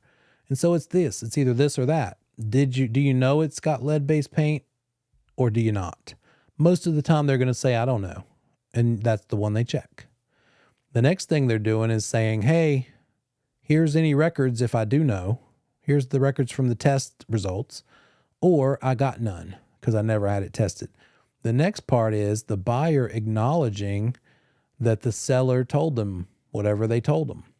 And that they also acknowledge that they received that free EPA pamphlet, Environmental Protection Agency pamphlet, says, hey, here's the hazards of lead-based paint potentially. And then they check two possibilities. The buyer's saying either, I don't care, I'll take it as it sits, or I do care and I'm going to get it tested myself during the due diligence period. I said those in reverse order. So that's what one of them is. Check the box, buyer. Which thing you want to do? Let us know. Let the seller know. Are you going to get it tested because you're worried about it? Or do you waive the opportunity to get it tested? That's the one I see the most. Because the logic is this. What are the two possible solutions to lead-based paint? Covering it up, called encapsulation. How many times has it been painted since 1978? Probably a million. And so is that lead-based paint encapsulated in a bunch of other paint? And is it likely that it's going to get uncovered? Probably not. To the point where people might just be cool because they're like, well, it's already painted ugly. I'm going to put another layer of paint I like anyway, so don't care. And then it even has a place on this disclosure for the agent to check something initial. The agent says, hey, I did what I'm supposed to do. I told the seller what their requirement is. What's the seller's requirement again? When it comes to lead-based paint, testable, by the way. What are the things the seller has to do with this disclosure? What are they saying? Is the seller forced to get a test to be sure there's lead-based paint or not?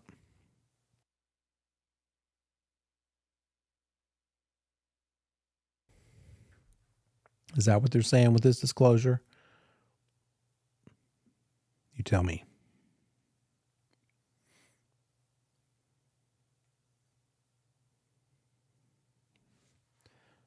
No, they are not. They don't have to get it tested. But if they have had it tested for some reason, then they do have to give the answer if they do know. But they don't have to get it tested. They're not required to. They just have to tell whatever it is that they know. Either they know for sure or they don't know. Either or. That's all that's about.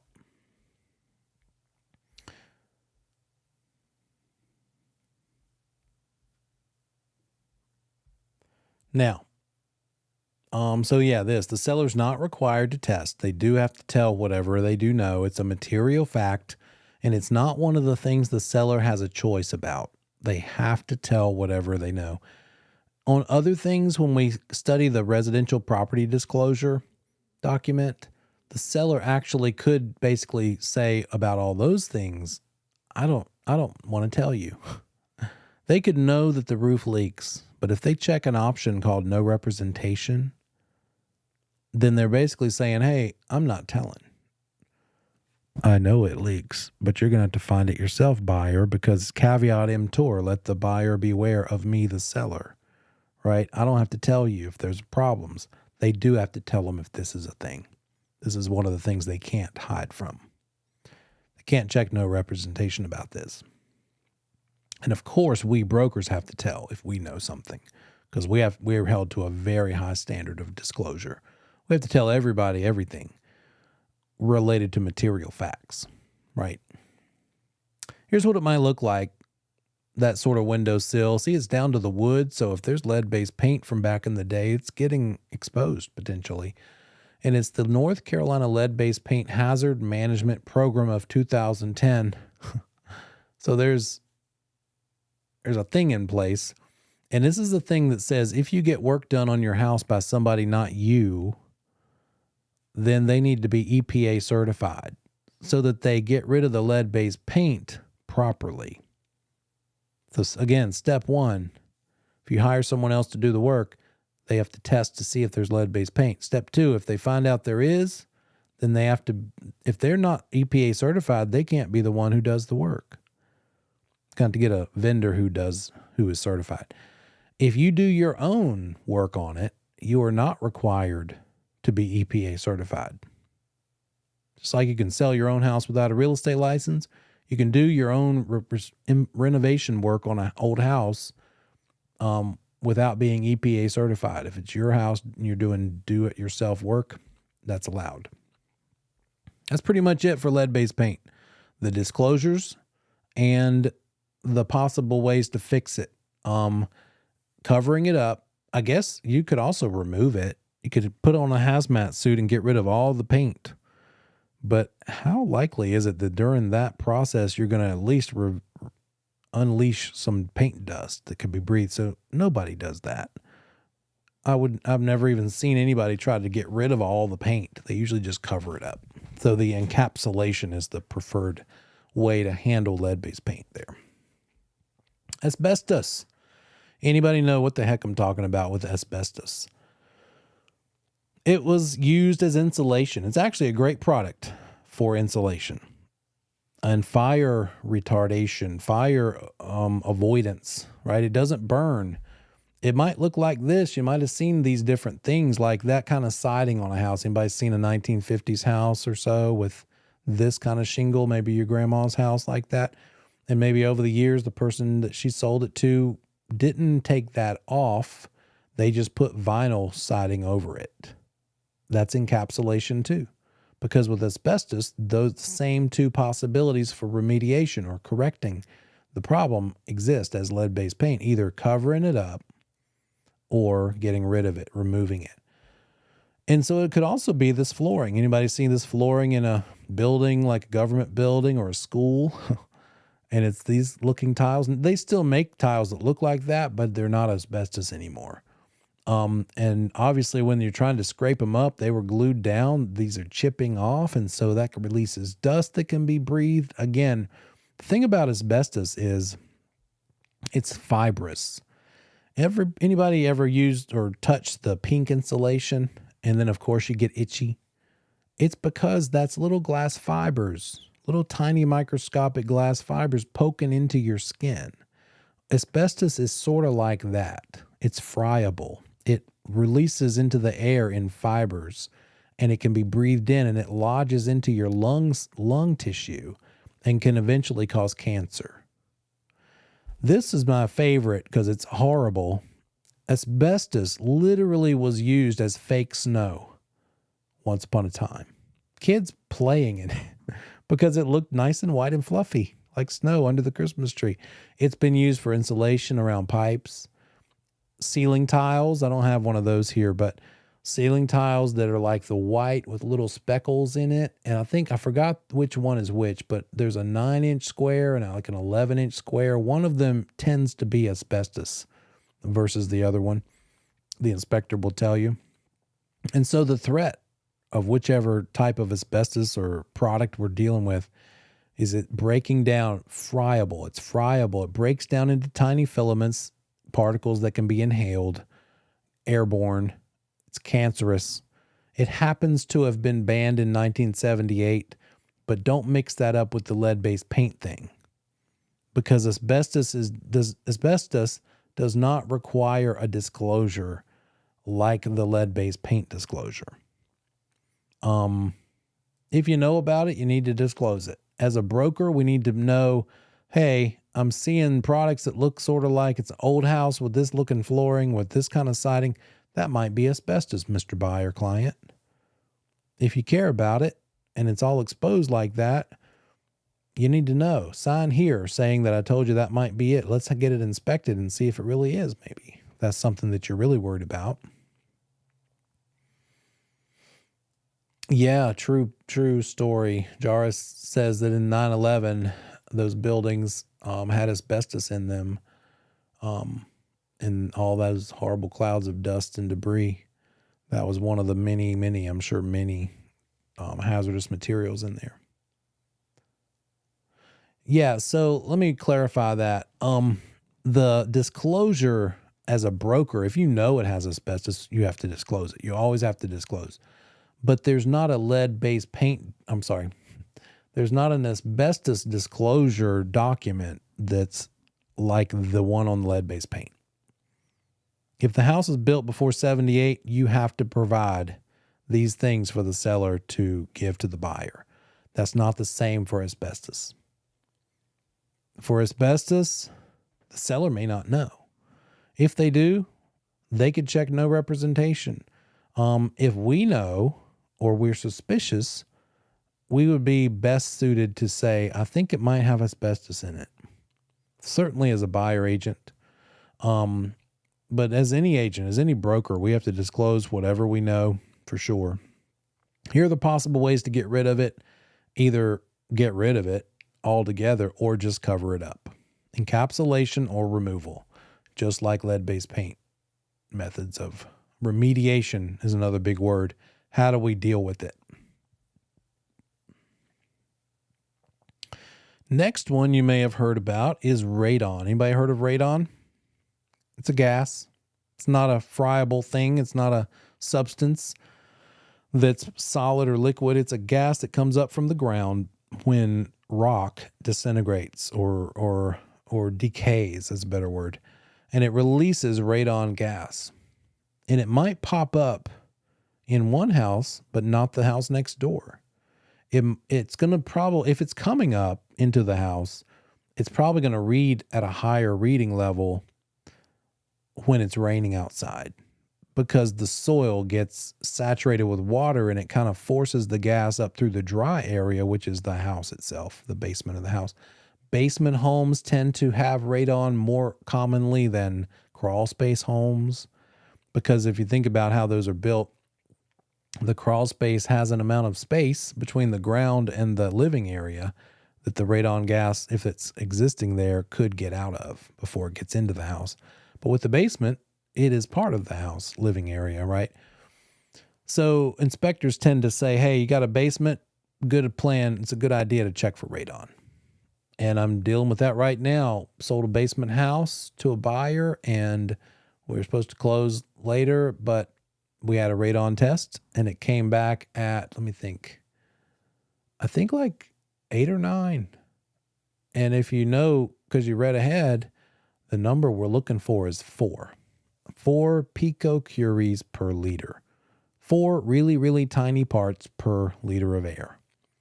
Great point in the chat. Great question. That's the problem with radon. You can't smell it. You cannot detect it. It's probably a scam. I'm just kidding. But how would we know? It's got to be tested with a machine or some sort of tester device, but we can't smell it or see it. It's colorless. It's odorless.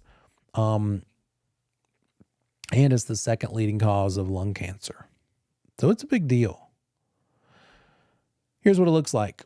The thing on the right is about $1,000 machine that the home inspector will set in place. And they set it there in the house somewhere, hopefully undisturbed, in the lowest point of the house. If there's a basement, they'll put it in the basement. And they let it sit there for 48 hours minimum.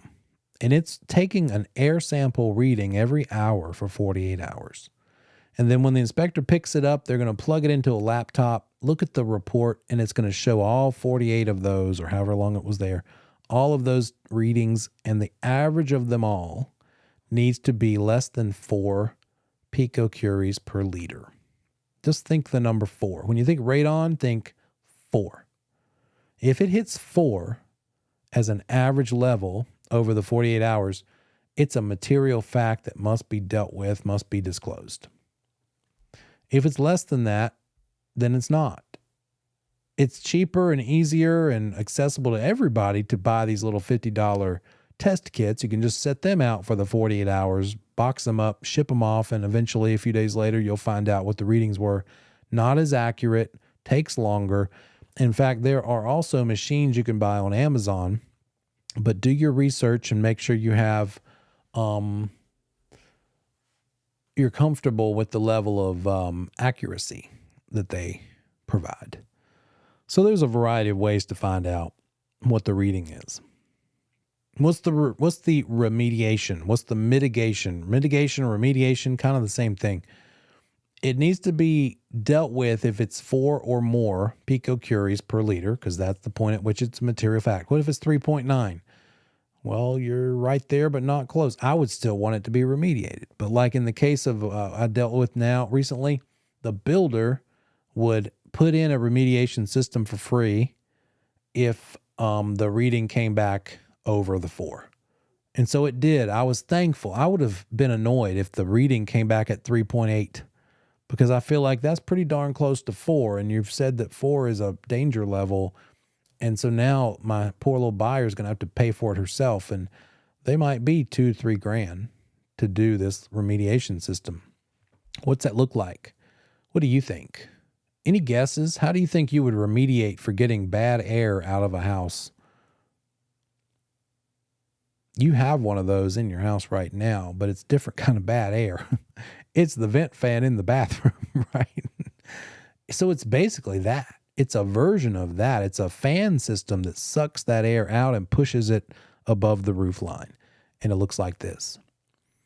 And so here's my favorite guy in Canada. He's a home builder, Mike. I forgot his last name, but he builds a heck of a great waterproof house. But they go down to that basement floor.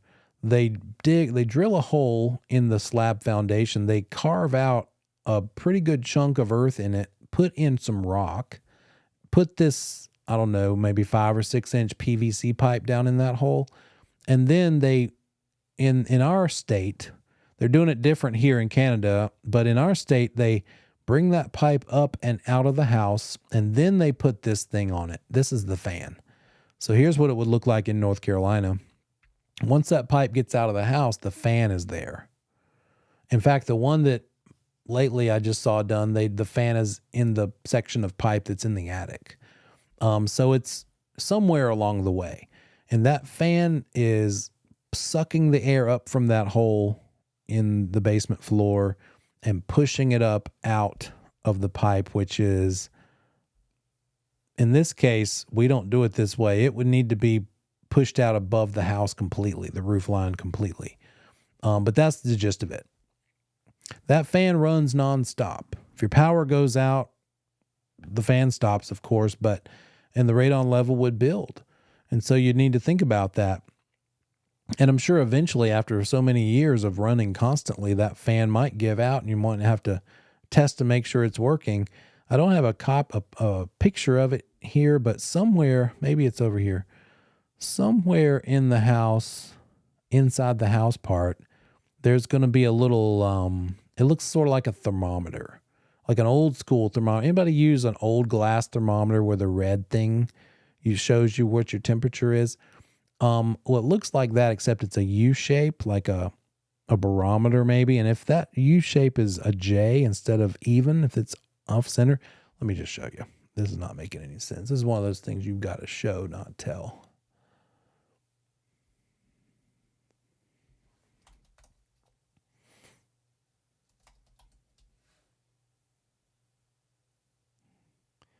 I think this will show it.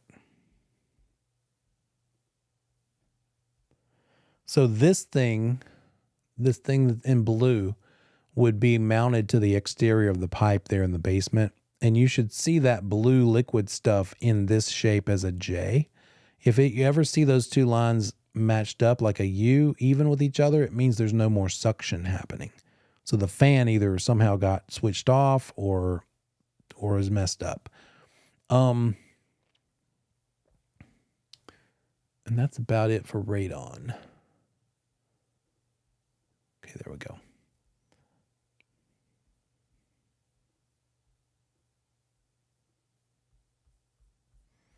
There's Mike. And then let's see, next one, urea, formaldehyde, foam insulation, pressed wood products, traps the gases as it gets hardened, and it causes respiratory problems. Banned in 1982, but then they removed the ban. It was just reduced to a warning. So if you see insulation like this, some sort of foam board or foam, then it might be that. I don't really see it. It doesn't really pop up and get mentioned and worried about a whole lot. So I don't know how much you'll see it maybe on the test. I would be more prepared with radon, asbestos, and lead-based paint than this. Another big bad one is mold. Anybody allergic to mold that you know of? There's tons and tons of different types. It's a fungus. It's like a mushroom, really tiny, tiny. So it's a type of fungus. It's dangerous for people that have an allergy to it. I knew of a pastor who lived in the parsonage, residence provided by the church, and worked in the church office, and both buildings had mold infestation in the walls, behind the walls. He just started feeling sicker and sicker and weaker and worse, only to finally realize when they did some renovations that it had all this mold behind the sheetrock, and he was breathing it in where he lived and where he worked. And it got to the point where he had to have blood transfusions because his blood was saturated with the mold toxins. And he was so allergic to it that it was literally just bringing him down. And it took him a whole year to finally start feeling better after they started treating him and doing the transfusions and the whole thing. So it might not even affect you, but it could be very dangerous to somebody that's allergic. So it multiplies quickly. When you see flooding happen because of a hurricane or whatever, yeah, that's terrible. But the stuff we don't see in the news anymore is what happens a day later and beyond. Is this stuff starts growing fast. My friend who had a big plumbing problem in her house, she's a realtor friend of mine, the master bedroom, the owner's suite is upstairs over the kitchen, and she went away Friday night for a weekend trip. The neighbor came in the very next morning on Saturday, and it turns out her toilet supply water valve had burst. And over those 8 hours caused the ceiling in the kitchen to fall into the floor. And so all that water, by the time the weekend was over, created not this level, but created mold to start growing. And so it turned into a $60,000 repair. Not just putting new sheetrock on the ceiling, but remediating, getting rid of the mold. Because you got to put on the suit. You got to hire the people wearing the hazmat suit. It could look like this in the crawl space. The wood absorbs moisture and could start to get moldy, so it can start to grow with a 60% humidity level, how much water is held in the air molecules. And then once the wood gets to be 16% moisture content, mold can start growing on it, and then it doesn't take as much for it to stay and keep on growing. So all this dark, black, sometimes white looking stuff, it just depends on the type of mold, but all of those are warning signs. You can smell it, can be kind of musty, and it just reproduces pretty quickly. How do they fix it? They got to get rid of the moldy wood. They've got to treat it it's not Clorox or bleach. That hurts the wood. It's got to be a certain moldicide, kind of mold killer substance. And then they've got to, I don't know if oh, there they are. They got to wear this sort of stuff with respiratory devices and either spray it down with an approved substance and or suck it out, suck the mold stuff itself with like what's called a HEPA vacuum, HEPA, like a super fine filter vacuum. These kind of crawl spaces are better because they've got the plastic vapor barrier on the ground. And so moisture that's coming up from the soil evaporating into the air can't absorb into the wood as much because it's blocked by the plastic. This is even better, super expensive, but it's a fully enclosed crawl space. I don't mind going in this crawl space. All the way around with probably air conditioned and treated air. So all that helps. But in the event of a flood or a hurricane type situation, look at the Tupperware container on the ceiling fan. The homeowner's insurance would probably cover the flood damage, but not extend to the mold that would result from the water. So if you're in an area that has this sort of threat, dealing with a seller as a listing agent, give your clients advice. Hey, call your insurance agent so you know what's going to happen. What does your coverage consist of? Is it just the water damage or is it the mold too? They'll probably find out a bad secret that it doesn't include the mold. And that's a whole thing in and of itself to get rid of all that stuff and remediate it. Just remediating a crawl space like this might be easily $5,000. They'd go in there, replace any sort of wood. Eventually the wood could be deteriorated and structurally compromised because of the mold over time. But even just getting rid of it, wiping it off, sucking it with the vacuum, just causes that $5,000 or more price tag. Okay. Another one, and then we're going to be done. Underground storage tanks. Anybody been at grandma's house, old house, and you see pipes poking up out of the ground maybe that look like this? Rusty pipes. Typically houses built in 30s, 40s, 50s might have had oil furnaces. And so instead of looking at a big ugly oil tank in the backyard, somebody had the bright idea to bury the tank in the ground. The problem is, over time, that tank could get rusted through. So the oil, toxic inside the tank, leaches out to the soil outside of the tank. And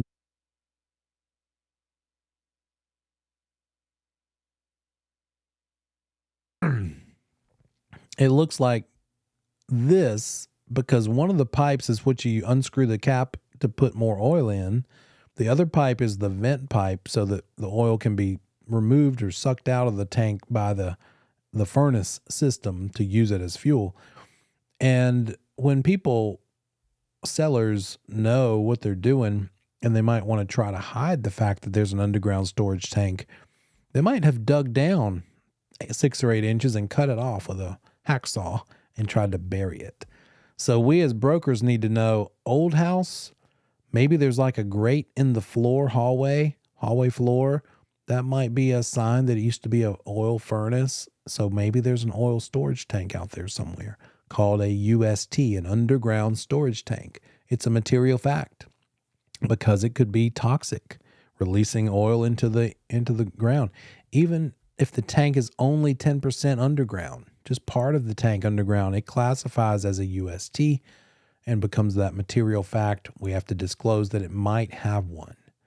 Age of house, knowing that it used to be maybe oil furnace or could have been, we need to say, hey, might have a problem here, buyer. Before you decide to buy, this might be a thing. Let's ask the listing agent and seller if they know. They may or may not. Fair warning.